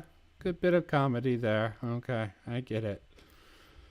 Little lame, but I'm fine with lame humor. You see the kind of wild, immediate destruction before you, and you can see Springvale or whatever it's called in the middle, and then you can see all the actual destruction along with some American monuments that are going to be very, very familiar for anybody living in this country, especially on the East Coast in the far... Dude went with Lady Killer. I don't trust him. Is he one of those darn gamer gators hating on women? That's why he wants to kill the ladies. You can overanalyze anything. That's a joke for anyone who's misunderstanding. Distance. I don't know what it is about the... Definitely not a dog whistle. I'm sure of that. Actually, I can't be sure. Could be, but... the way this landscape is built, but I just really like it. Now that we've come into the actual open world of Fallout 3, it's time to address the non-linear structure of this game versus Fallout New Vegas, which is a big point of contention between people who are fans of these games. From my personal point of view, I think everybody is really, really overhyping how linear the start of Fallout New Vegas is. And yes, it is more linear than pretty much any other Fallout game. Thank you. A freaking good faith defense of Fallout 3. Please give me some serious criticism. I've been sorely lacking that in all my exploits of going through the freaking criticism. Will Mr. Caption be the first person I get some serious criticism from? I am hoping. I'm hoping I can steel man Fallout 3. I can steel man a lot of things, except for like Last Jedi. There is almost no salvation for Last Jedi, but Fallout 3 is steel bannable. It's a little bit of a stretch in some places, but it can work. Game. But it's not like you are absolutely incapable of going anywhere but the side, like, eastern path leading up to the north. You can go directly north of Good Springs if you're good enough. I have shown it multiple times on this channel, and I think I'll try again for this video. However, I do agree that it's just tough. I will agree also. It's just tough and not very fun. Fallout New Vegas is a little too linear, especially with the Cazadors to the western side of Good Springs. I really just dislike that. Because there's a lot of fun stuff to the west of Good Springs that I wish you could explore just as a first-time player, and just allow people to go where they want in the beginning. If Obsidian really wanted to prevent people from going somewhere, like, I don't even know where what's to the west of, like, New Vegas that they would want to prevent you from getting to, perhaps the New Vegas ruins? I have no idea. But if you really wanted to prevent people from getting into that portion of the map, you could have just made, like, a small little chunk of stuff to the west of Good Springs and allowed people to... Hey, he only got through that chasm because of all that luck. Okay, most players wouldn't actually rely on luck. That probably actually did play into a factor, but I don't know. I've never tried that. Level 1 it really is a pain, and I'm sure that reloads might have been required. It definitely would be required for a new player. They would die, then they would be like, oh shit, what's that? And have to go through most of the things unless they're smart enough to save before they go into that death trap. Explore that and have like mountains separating it and make people go the other way. Just something to give a little bit of air of exploration to the game at the very beginning. I do, however, like it in a certain way because it allows me to strive towards something. Like, yeah, I can't get through these Cazadors now, but I'll be able to get through these Cazadors later and explore all this awesome stuff. Fallout 3, on the other hand, doesn't do any of that kind of stuff. It just has a world that more or less scales with you in every way and keeps all of its awesome... I do find it funny, side note completely, that every one of these reviews I see, well, besides that horrible article, that so childish. I'll get through that eventually. I have to. I'll get through Ethan Creed's crap. Not going to be pleasant, but I want to do a thorough review, and I'm going to have to watch everything. I might miss some stuff because it might give me some brain damage. This is actually tolerable. But yes, this seems to have happened between the chasm of Fallout New Vegas. And I can understand. A lot of the older fans was like, oh shit, this is good. But how good comparison to Fallout 3? They're ruining it. Fallout 4 just made it even worse, which I can agree with. Fallout 4 is defendable. Barely. I mean, the builds are quite interesting, quite limited also, but that's another point. Awesome stuff to the outer reaches of the map because you start generally in the center, kind of like you're slightly off of the center where Vault 101 is located, so they have to keep all the dangerous or really cool and interesting stuff out further away, making it so that you have to at least explore a little bit before you get to it. And even then, I can only really recall a few instances in which high-level mobs were placed in an area to prevent me from going to it. I believe the plans for... I think one of the nuker grenade plans is hidden by a Deathclaw in a small trailer park type thing in a camper. And I know there is like an abandoned train.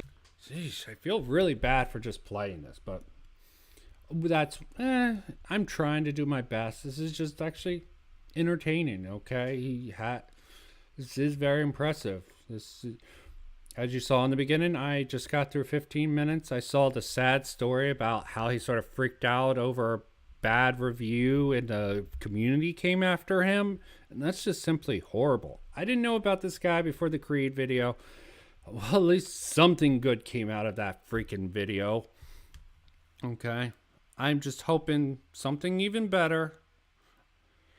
I mean, it seems very subjective. His freedom argument, which is parroted by all sorts of people. I don't know if it came from Mr. Caption and people co-opted it, or if that's how the fan base talks about it. all of that would just be speculation, but completely understandable. He did not strawman anyone's positions, and it's very nice. He did say it's a failure, and that would be subjectively. Station that has some Farragoul Reavers in it, or like 1 or 2, but I can't really remember anything beyond that. However, I do like Fallout 3's willingness to just let the player go wherever they want, and entrusting them to at least have the knowledge to probably go to this first town that they generally want us to go to by starting us off pointing in that direction. It's a level of trust. Thank you for acknowledging a little bit of the game design. I gave the same credit to Creed. I doubt he'll actually focus on it because Creed obviously just wants to search and destroy, and he'll use whatever he can to tear it down.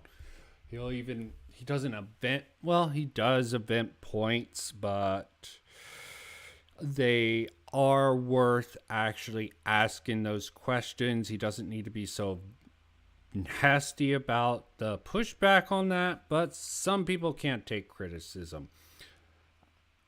I don't even know if I could take criticism. I laugh off most criticism, but that's me. I'm sure there would be a criticism that I wouldn't be able to laugh off so easily. Trust I appreciate, because Fallout 4 and Fallout New Vegas generally don't have it. Of the 3 ways to progress through Fallout New Vegas' map, 2 of them are blocked off by really hard mobs, but that doesn't stop you from exploiting your way around it or figuring out a way to get through it. I don't know if Obsidian knows about the rock climbing method or if they knew about it when they were developing the game, but assuming they did, it was probably a really sly trust in the player to figure out something like that. Whereas Fallout 4 just starts you off in the corner and tells you that you need to go this direction or you just don't get to progress because there's a fucking wall here. For the sake of progressing this video, we're just going to go straight for Megaton and probably do the main quest before doing any side content, which we will talk about later. This game very cleverly introduces the Enclave by just having a little iBot floating around in Springvale, playing the radio. I'm just shocked at the good faith of this man, okay? Give the devil its due, even if you don't like what it becomes later on in life.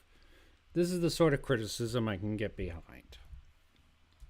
Station that you can then go into your Pip-Boy and discover yourself. However, if you look back on this little iBot, it becomes very artificial because you realize it just flies in between 2 points on the map, literally going up and down the same street over and over and over again. After a very short walk through some very safe wasteland, we eventually make it to the doors of Megaton, a giant city built out of the ruins of an old plane that looks like it took quite a lot of work to get together. To open its doors, it reutilizes the plane's turbines to actually make some kind of automatic gate type thing, and there's giant walls made of scrap metal around the entire construct. Compared That makes me wonder where they get their power from. I guess the steam vent thingy has a generator hooked up, steam power vent. That is a question that this little... See, I like some of these critiques because they get me to think. When the critique actually tells me what to think, that's when I can start getting pissed. And when they start just freaking outright mischaracterizing or thinking the worst about their subject matter, that really annoys me. Compared to other Fallout towns, Megaton is much more, I don't know how to put this, Mad Maxy, I guess? In the sense that everything about it is this kind of recycled, scrap, custom-made type deal. Normally Fallout towns aren't built from the scratch like this. They're, made up out of older world constructs like Rivet City, Big Town, Novak, Redding, New Vegas, Good Springs, Prim, Necropolis, the Boneyard, and plenty more that I'm sure you can Wikipedia. So seeing something this scrap-made and custom is quite unique and very interesting on your first go-through. Unfortunately, everything about Megaton then falls apart when you actually get inside the town. Okay. Thank God. I was actually getting too much to like him. Let's hope this is nice and critical, guys. When I saw that giant active bomb in the middle of Megaton, I realized how little sense the world of Fallout 3 actually makes. Normally I would reserve a point like this for later on in the video, but I do want to talk about this because it's a very big deal and a very big problem with Fallout 3. For those of you who haven't played this game and don't know the story, for whatever fucking reason you're here, I'd recommend you turn this off now because I'm about to spoil basically the entire backstory and story to this whole game. I better turn it off. I've never played this game yet. I have a vested No, I played this game. It's just some elements are unknown. I'm not a lore master who looks in every little details like Creed obviously is. looking under at every rock to sort of discredit everyone. Let's hope it's not that bad. Let's hope it's just brief, simple, and to the point. Basically, as we all know, Fallout 3 revolves around water. More importantly, providing clean water to the various settlements of the Capital Wasteland, because the current water is so absolutely disgusting, irradiated, and toxic that not only can you not drink it without getting sick after a short or prolonged period of time, but trees and other plants simply can't grow in the rains and rivers around it. Everything about this is fucking stupid, and here's why. Now, before I get into this, it's not that they can't grow. They obviously do grow. They just probably aren't very good. And weird mutations. And they're I hope he's going to admit there are definitely signs that there are ways to purify water. It's just very time intensive and probably takes quite a complex setup. That could be the steam vents that you fixed for the one mission. Just Megaton's attempt to purify a decent amount of water. Still, some people, like the guy outside, obviously, they can't give it away for free. Huge explanation of exactly what's wrong with Fallout 3's world and the premise of its story, I have to tell you exactly where I'm coming from. The following rant, I guess you could call it, is going to touch up a lot on what it means to be realistic in a video game, and personally, I don't think Fallout is a video game that needs to be realistic. I actually don't believe any video game needs to be realistic in any capacity, and I think it's honestly a terrible criticism to say that something in a game isn't realistic. Okay, well, I think you have a acceptable level of realism, just mind-breaking, like if it's not established mutations, post-apocalyptic world with mutations, you can get away with a lot of hoopla. Mutations of people, I agree. There's a lot of wiggle room you have with fictional settings such as Fallout. So let's see where he goes with this. Especially in a game like Fallout, that while it does take place in a version of our world, it doesn't take place in our world itself. The physics of Fallout are very, very different from the physics of the real world. For example, in the real world, we all know prolonged exposure to radiation does not give you multiple limbs, it just kills you. So it's not the lack of realism in Fallout 3's world that gets my goat, it's everything else about it. The thing I have a problem with Fallout 3's world isn't the fact that it's not realistic, it's the fact that it doesn't follow its own internal consistency. Like I said earlier, Fallout does not follow our very basic laws. Okay, this is a very good line of logic to attack Fallout 3 from. I need to see his examples before I can proceed. Of physics, however, it does follow its own laws of physics, and it does have rules to how its world works. And a lot of these do parallel our own world. For example, in Fallout's lore, at least, if you get shot in the head, you're probably going to die. If you get too much radiation, you eventually will just kill over. Human beings, and by extension animals, need to eat. Water is required to grow plants. We need air to breathe. If we stay underwater for too long, we will drown. There's a variety of other things, but that's just a few. Okay, I wasn't happy about that. It's pretty redundant, but I understand the line of logic, and he said it quickly enough to be fine. Two examples. Two of them I listed being very, very important as to why Fallout 3's world doesn't work. Fallout 3 sets up a situation where the water in this place is just absolutely so terrible that plants cannot even grow here, that everything is dead. See, that's where I tend to argue. What are the Brahms and Canterbury Common eated? Thanks, Creed, for at least letting me get to that point where I know that the Brahm can at least eat the grass, the really tough grass, and that's really tough. Tough. Dead. All the trees are dead. Everything outside of the Oasis, which is only a very recent development in Fallout 3's world, is dying or is dead and does not provide nutrition. The fact that there's no good water in the entirety of Fallout 3's world means that there is absolutely zero ecosystem that can exist here, because I don't...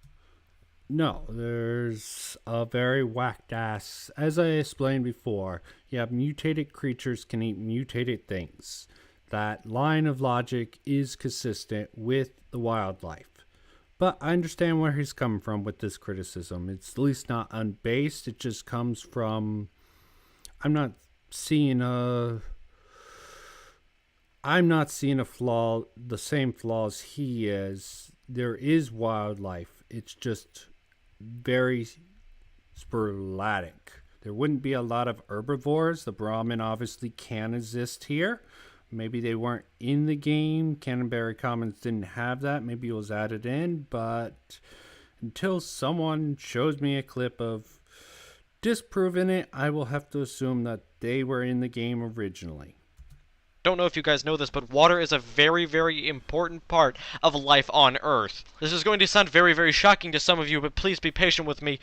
I don't like the patronizing tone. I know it's done in the do of the joke, and I can criticize him for not pointing out that obviously they can purify water. There would not be any purified water. There would not be any purified water left from the old world at this point. They have to have methods. There's a Mr. Handy, if you get a home in Megaton, who can purify water for you. I assume that's a machine for him. He can only do so much, and he needs some more time to purify more. I wonder if he's going to bring that up.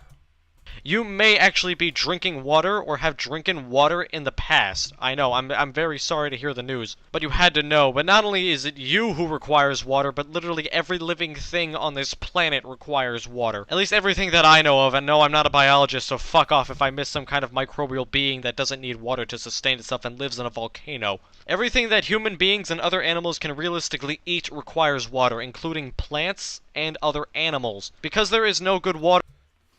Yes, and there's plants. Is he going to explain that? Those aren't really plants. They're just fossilized plants.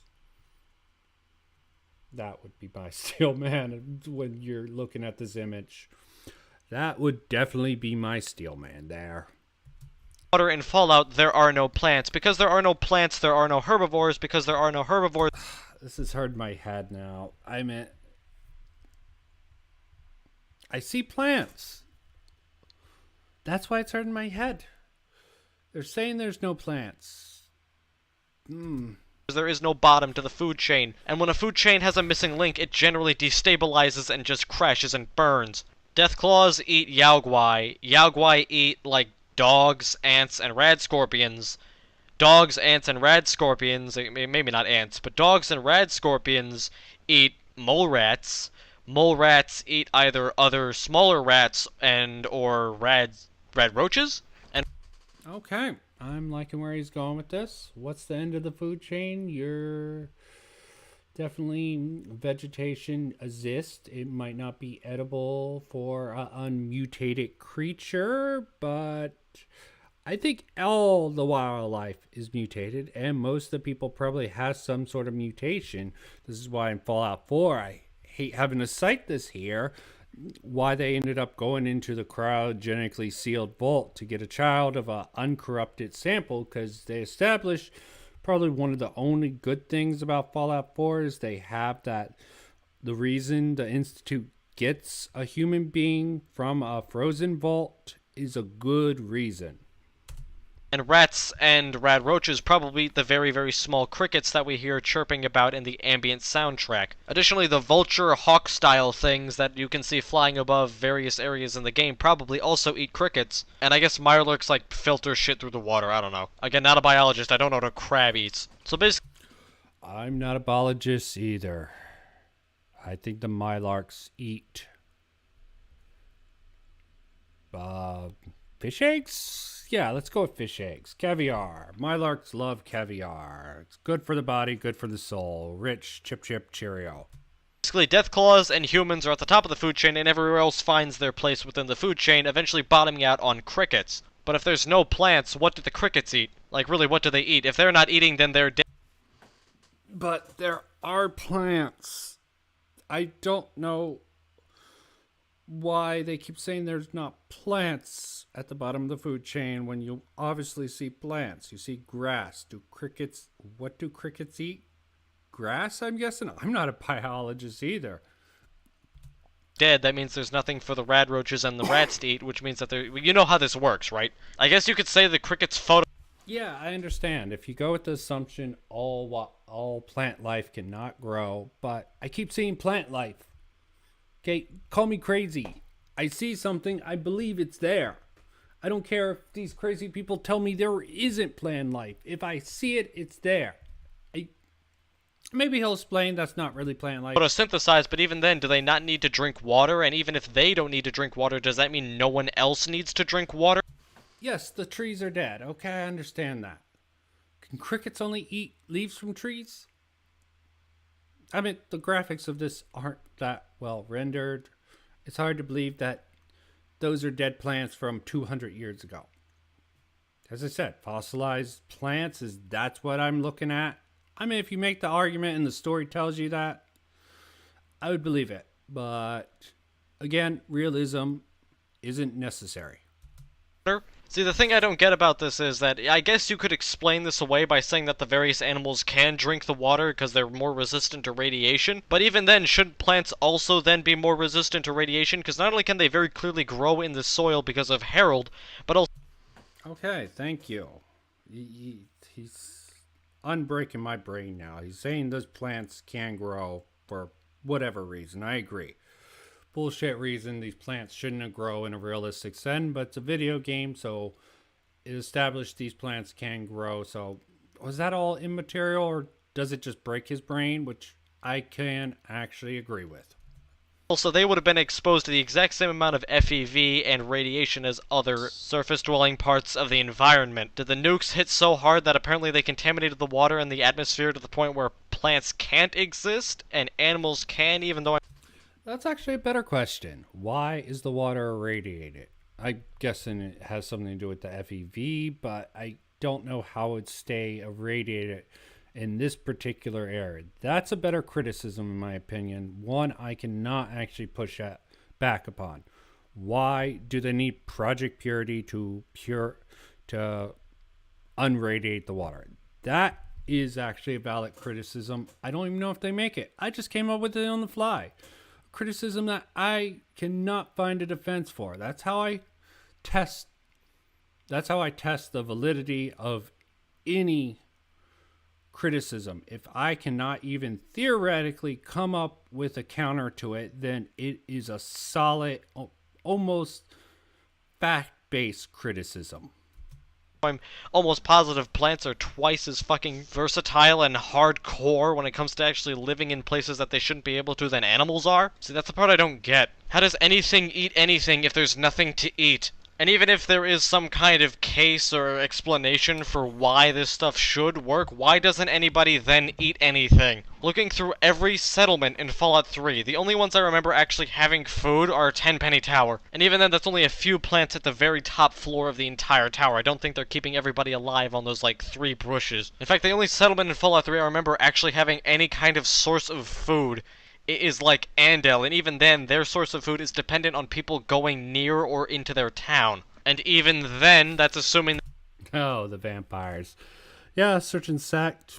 Some people are very desperate. Most people are probably the mole rat thing, and they're probably getting desperate and eating whatever they can, and when they're too weak to actually do hunting or have someone that can fetch them food, they die. Okay, very cruel environment. He wants to see evidence of this in the world, and simply put, in a world like this, it's completely believable that any scrap of food that isn't eaten almost right away would probably be secured rather well. That's my steel man for that. I'm not saying it's a completely justified steel man of the food problem of Fallout 3, but it is, as I said, the water, why does it stay radiated? That is something I cannot come up with. I could dig into the lore and probably come up with something, but that would be a bit thin. They get a shit ton of water off of every person they kill, because I don't remember them having a clean water source either. And again, the only town I remember having an explicitly clean source of water is Megaton, which is kind of the big buzz around that town. And you might be saying, well... I'm pretty sure Rivet City has a way to purify water. You need proper infrastructure to support a water purifying method. In fact, that's probably why people go to Rivet City and Megaton City, and they probably trade in clean water, because it is established Megaton has clean water. I have to assume with the technology involved in Rivet City, it's not explicitly shown, not everything needs to be shown in a game though, and I'm pretty sure Rivet City probably has some sort of farming going on, but don't quote me on it. There's many locked doors there. I'm sure they wouldn't want to have their food supply, especially if it's scarce in the DC wasteland, just being out in the open to anyone passing by. Well, who cares? Well, I care, because it doesn't make any sense. Again, it's not that it's not realistic, it's that it doesn't make any sense in the world of Fallout. And even in Fallout 3's own story, if you're going to create a story built around a vast group of people lacking a very serious resource that they need, why do you then forsake any small details showing them getting other resources that they need? Do people in Fallout only need water? In which case, how do they starve? Are we just supposed to believe that no one in Fallout 3 is eating anything outside of what the caravans bring them and what they can hunt? Because I think that after a while, that... Okay, well, he's getting into the hunting argument, and as long as he accepts it as acceptable, he attacked the food chain problem, and he even gave a defense for it. It still felt weird to him, which I understand. When you have to steel man something just for the sake of criticism, it doesn't always feel right. You want to poke as many holes as you can in something, both for and against. That's how you get to the real brass tacks of serious criticism, in my opinion. But I would like to think that I'm educated enough that my subjective opinion at least has a good amount of validity to it, but that's probably the case with most people. Would not really work very well. Hunter-gatherer societies don't work when everyone's sitting in one spot. The thing I hate about this is that it is... Yeah, that definitely is a fault of the game that could have been improved upon, showing the actual world moving about. That is something I'll accept as a limitation that if anyone made that they sort of tried to correct later. They did not correct it. I think they really made a fault with Fallout 4 by not showing... They went back to farming. They just took the lazy method. They did not want to show people trying to fight to survive. They didn't want the water. You could also say they didn't want the water quest when that was really the biggest logic gap that I have found so far. It's very clearly an overlooked detail that could have been fixed just by adding some plant models into the game and having somebody work them. Something Fallout... Yes, but I really don't think that would be conducive to the atmosphere. People are starving. People need water. You need water to farm. Without a large amount of water, there's definitely... Water is a rare resource. Food is a rare resource in the DC wasteland. Just copy paste in what other people did to correct future criticism sounds lazy. The technology probably was not behind to show traders going into town, trading. That would have been a nice little touch to really improve the world building. And if we remade the Fallout 3 nowadays, it's definitely something I would agree with including. Maybe the mod on the Fallout 4 mod includes that element. I'm going to have to look into that. That's a really good question, but the water... New Vegas worked on in half the time that Fallout 3 was made, with much less money and much fewer resources was able to achieve. It shows that Bethesda clearly didn't care about how their world made sense as long as cool shit was in...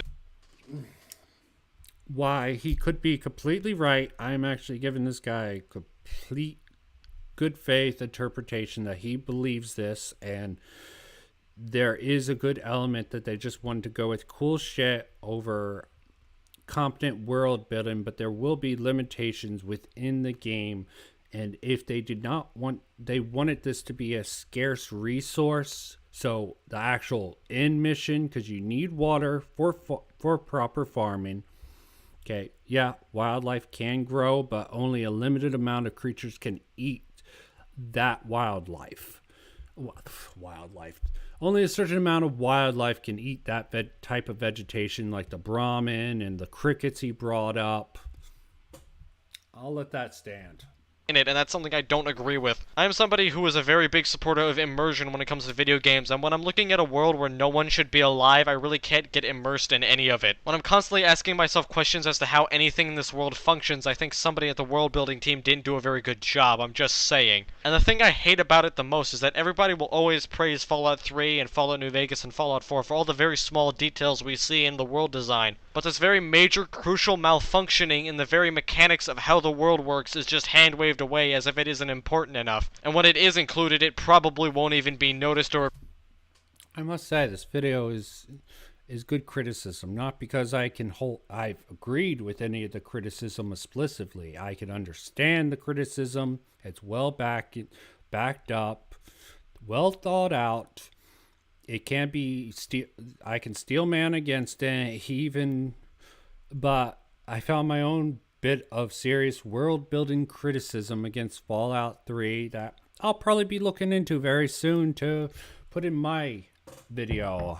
I really hate, I'm trying to create an analyst of critics of Fallout. I mean, it sort of works. If I actually come up with a criticism that all the critics of Fallout 3 have not come up with, it might be a little impressive. Let's see how that works out.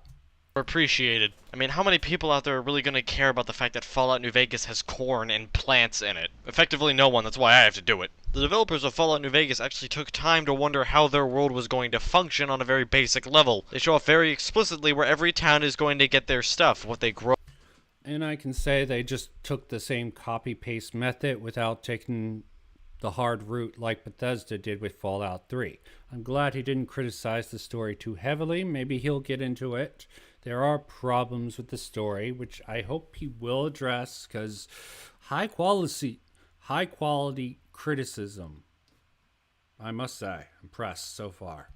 Grow, what they farm, what they ranch, where they get their water in some cases. When I look at something like Megaton, I can't help but think, what are these people eating and how are they alive? When I look at Good Springs, I can see very...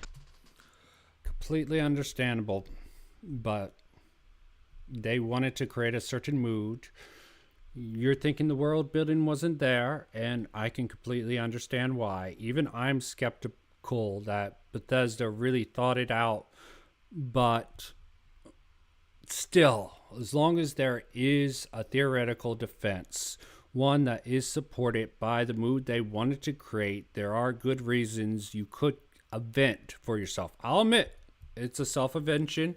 I doubt the game developers put too much thought into it, but maybe they did.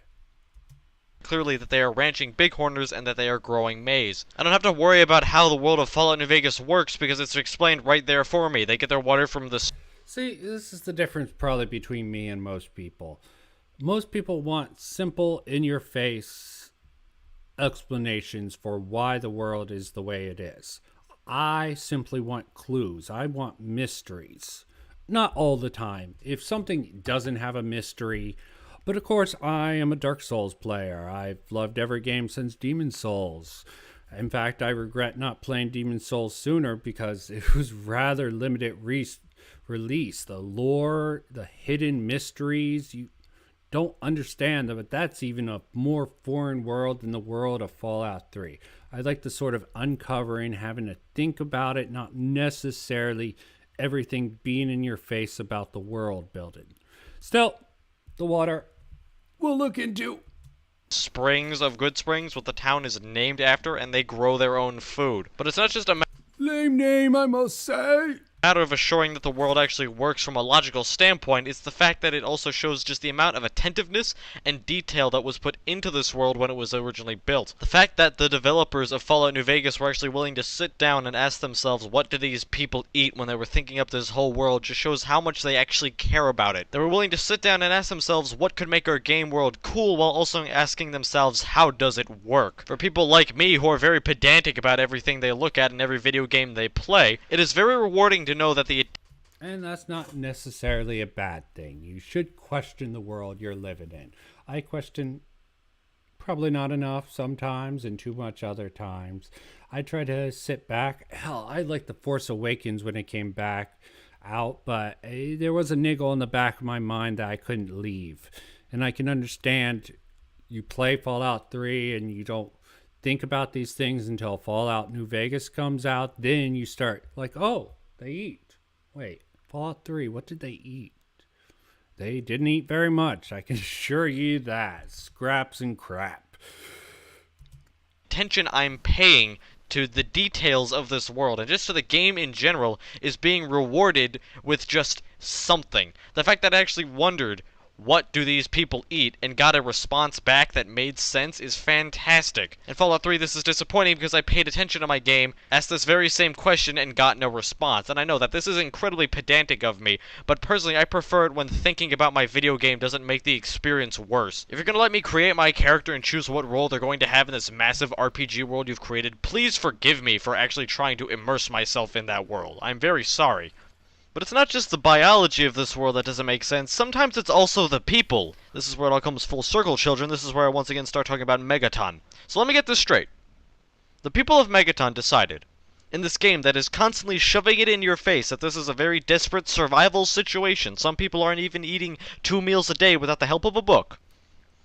You're gonna tell me that in this incredibly dire situation where people aren't eating, they've got no clean water, nothing, and it's your job to help. Okay, a little hyperbolic, man. You're dragging this out. I don't know if this is done on a live stream and he's waiting for a certain flag to trigger before he brings up his point. Maybe he's just dragging this out. I don't know how this video was created. So, but yeah, he's dragging this out. I don't know if he's doing this live or if he just wants to do this rant style. Give me a payoff, man. Give me a payoff. Help them. That instead of building a giant metal city around, you know, food, people decided to build it around a giant nuclear bomb. There is no good source of food, obviously. You established this yourself. Yes, a bomb, the symbol of what destroyed the old world. 200 years is... How many generations is that? It's a family long time to the average human. A human cannot live 200 years. Some of the ghouls can, which is an interesting little detail, which I wonder if Fallout 3 fell into. See, good criticism gets you to think. That's active. Even if it wasn't active, it could still explode. It's a bomb. It's like saying unlit dynamite simply can't explode. It's just not how it works. So, yeah, the people of yeah, this is a very foreign concept to a lot of people. Understanding of psychology can rationalize it. It still doesn't make a lot of sense from our modern setting, but this is a post-apocalypse. You also have a cult who worships freaking this radiation, which I can also understand in a weird, perverse way, especially with the wacky way radiation affects people of this world. My biggest criticism about that is it's almost unrealistic no one defused the bomb. I understand it becoming an icon for these people, given the circumstances that Creed let it out itself, which I might have knew about while ago, but definitely refresh my memory. I can definitely make a steel man the existence of this town. But let me have him speak and hear more. Megaton, what with their opening gates for everyone who doesn't dress like a raider, must be very confident in their ability to detect disguised raiders. Because, I mean, imagine if some psycho just decided one day he was going to dress up in a night. Yeah, it would make sense why Dude Sheriff Lucas Sims is suspicious of you, especially if you say the one comment. There is more that can be put in it. You're a single person. There's no reason to think that the sniper perch is just out front and there's not one right inside tracking you. But again, that is speculation. Nice suit or just some not raider clothes and go and shoot the megaton bomb. Or even better, what if some enclave guy literally just went up in their vertebrae? Okay, sorry. Shoot the goddamn bomb. And sorry, that is not how bombs work.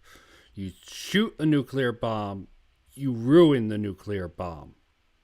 That's my typical understanding. Should I say there's a very small chance that you could set off a nuclear bomb because of how... I'm assuming that's a nuclear bomb, at least a small version of it. Who even knows about the engineering capabilities of this alternative U.S.? It might not be possible for impact, or it actually might be. This is a very layman's understanding about how the bomb works. But this is sort of a nitpick of his criticism here. And sniped it. from like a really high angle. Yes, if it follows if the Fallout world has any similar principles to our world, this definitely would be a failsafe. I don't know the design of this bomb, neither does, I doubt there's schematics for the type of I believe they're called megaton bombs. But again, I don't want to keep having to do this. Let's see how long. I'll stop him after he stops this. So they could get over the walls and just sniped it. What if somebody set up like a mortar and just bombed the inside of the town, and then the bomb explodes and everyone is toast? Like, yeah, good fucking job, Lucas Sims. You just killed like 300 people by setting them all up in this shitty little town. For what reason did these people build this town other than for the rule of cool? Okay, I was going to go off now. Yeah, all his examples. In the real world, as a real world example, there's generally fail-safes on nuclear bombs. You don't want someone accidentally dropping one in manufacturing. With something more unstable like TNT and C4, there's always a chance a spark will set it off, but a nuclear bomb, that is not the case. Any competent bomb designer would not make it the case. That's all I'm going to say. Like, what survival reason? What reason at all? For why did you build this? I'm sorry, I'm stammering because I don't get it. Why? What logical sense? Yeah, Many a True Nerd did do a defense of this. He believes that the bomb went deep enough and actually was close to a spring, which is supported by the circumstantial evidence that the bomb is in a pool of water. There's also a steam system, which would indicate that they have a large amount of water, although probably still radiated. I'm not going to speculate on that. That was a good defense. Creed brought up the fact that people sheltered or found this a safe place during the bomb dropping, and that could have actually just this area, even the site of the bomb, if they stared at that for who knows how long, hours, days, weeks, months, just having a huddle, starving, just trying to survive for however long, having to take shelter in here, going out, having to come back. There's too many circumstances to really discredit the fact that people would be so afraid of the bomb that they wouldn't have some attachment to this particular area for some sentimental reason, which was sort of built upon over generations. That's my steel man for that.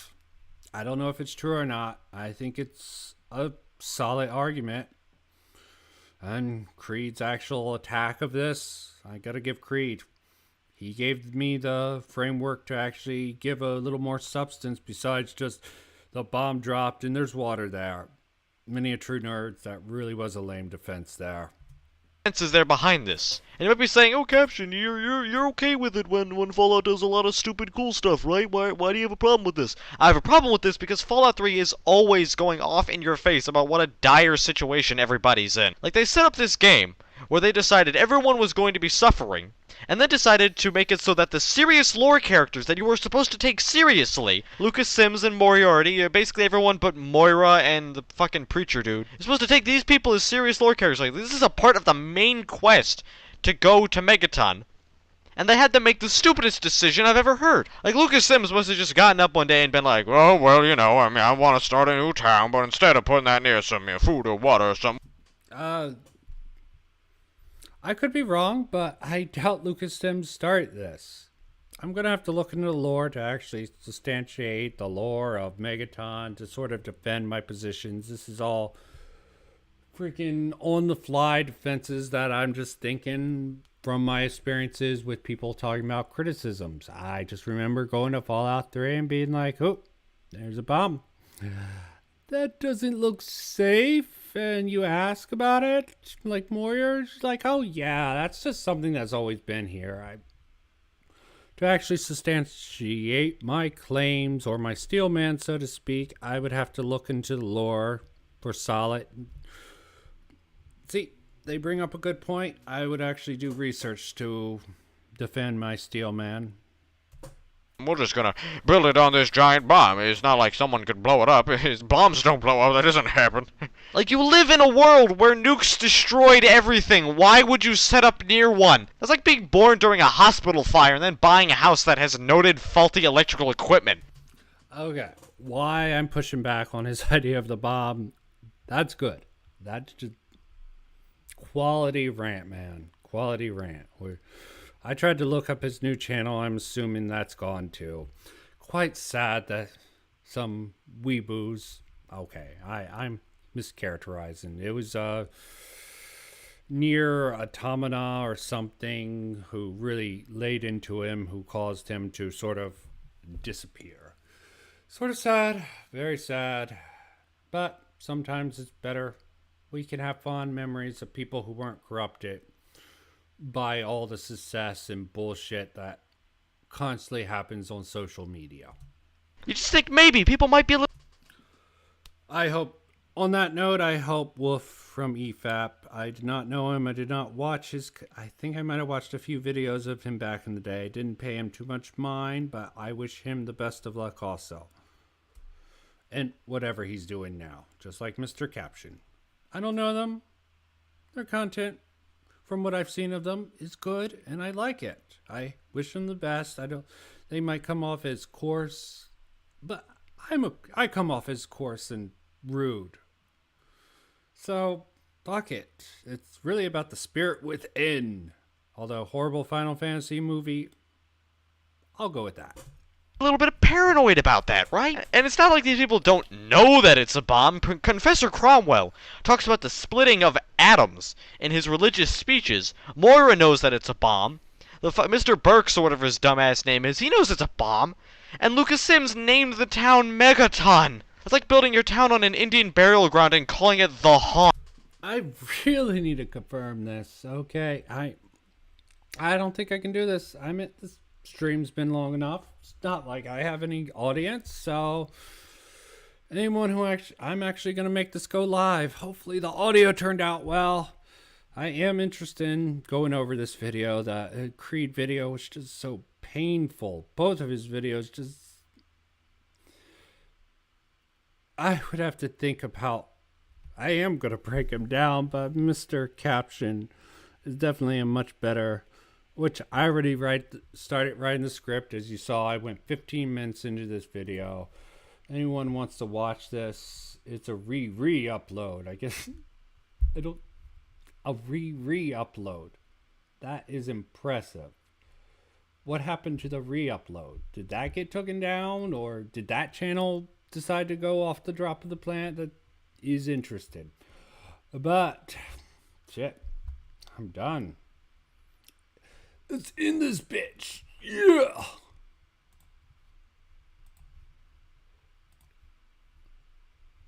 How long? 2 hours.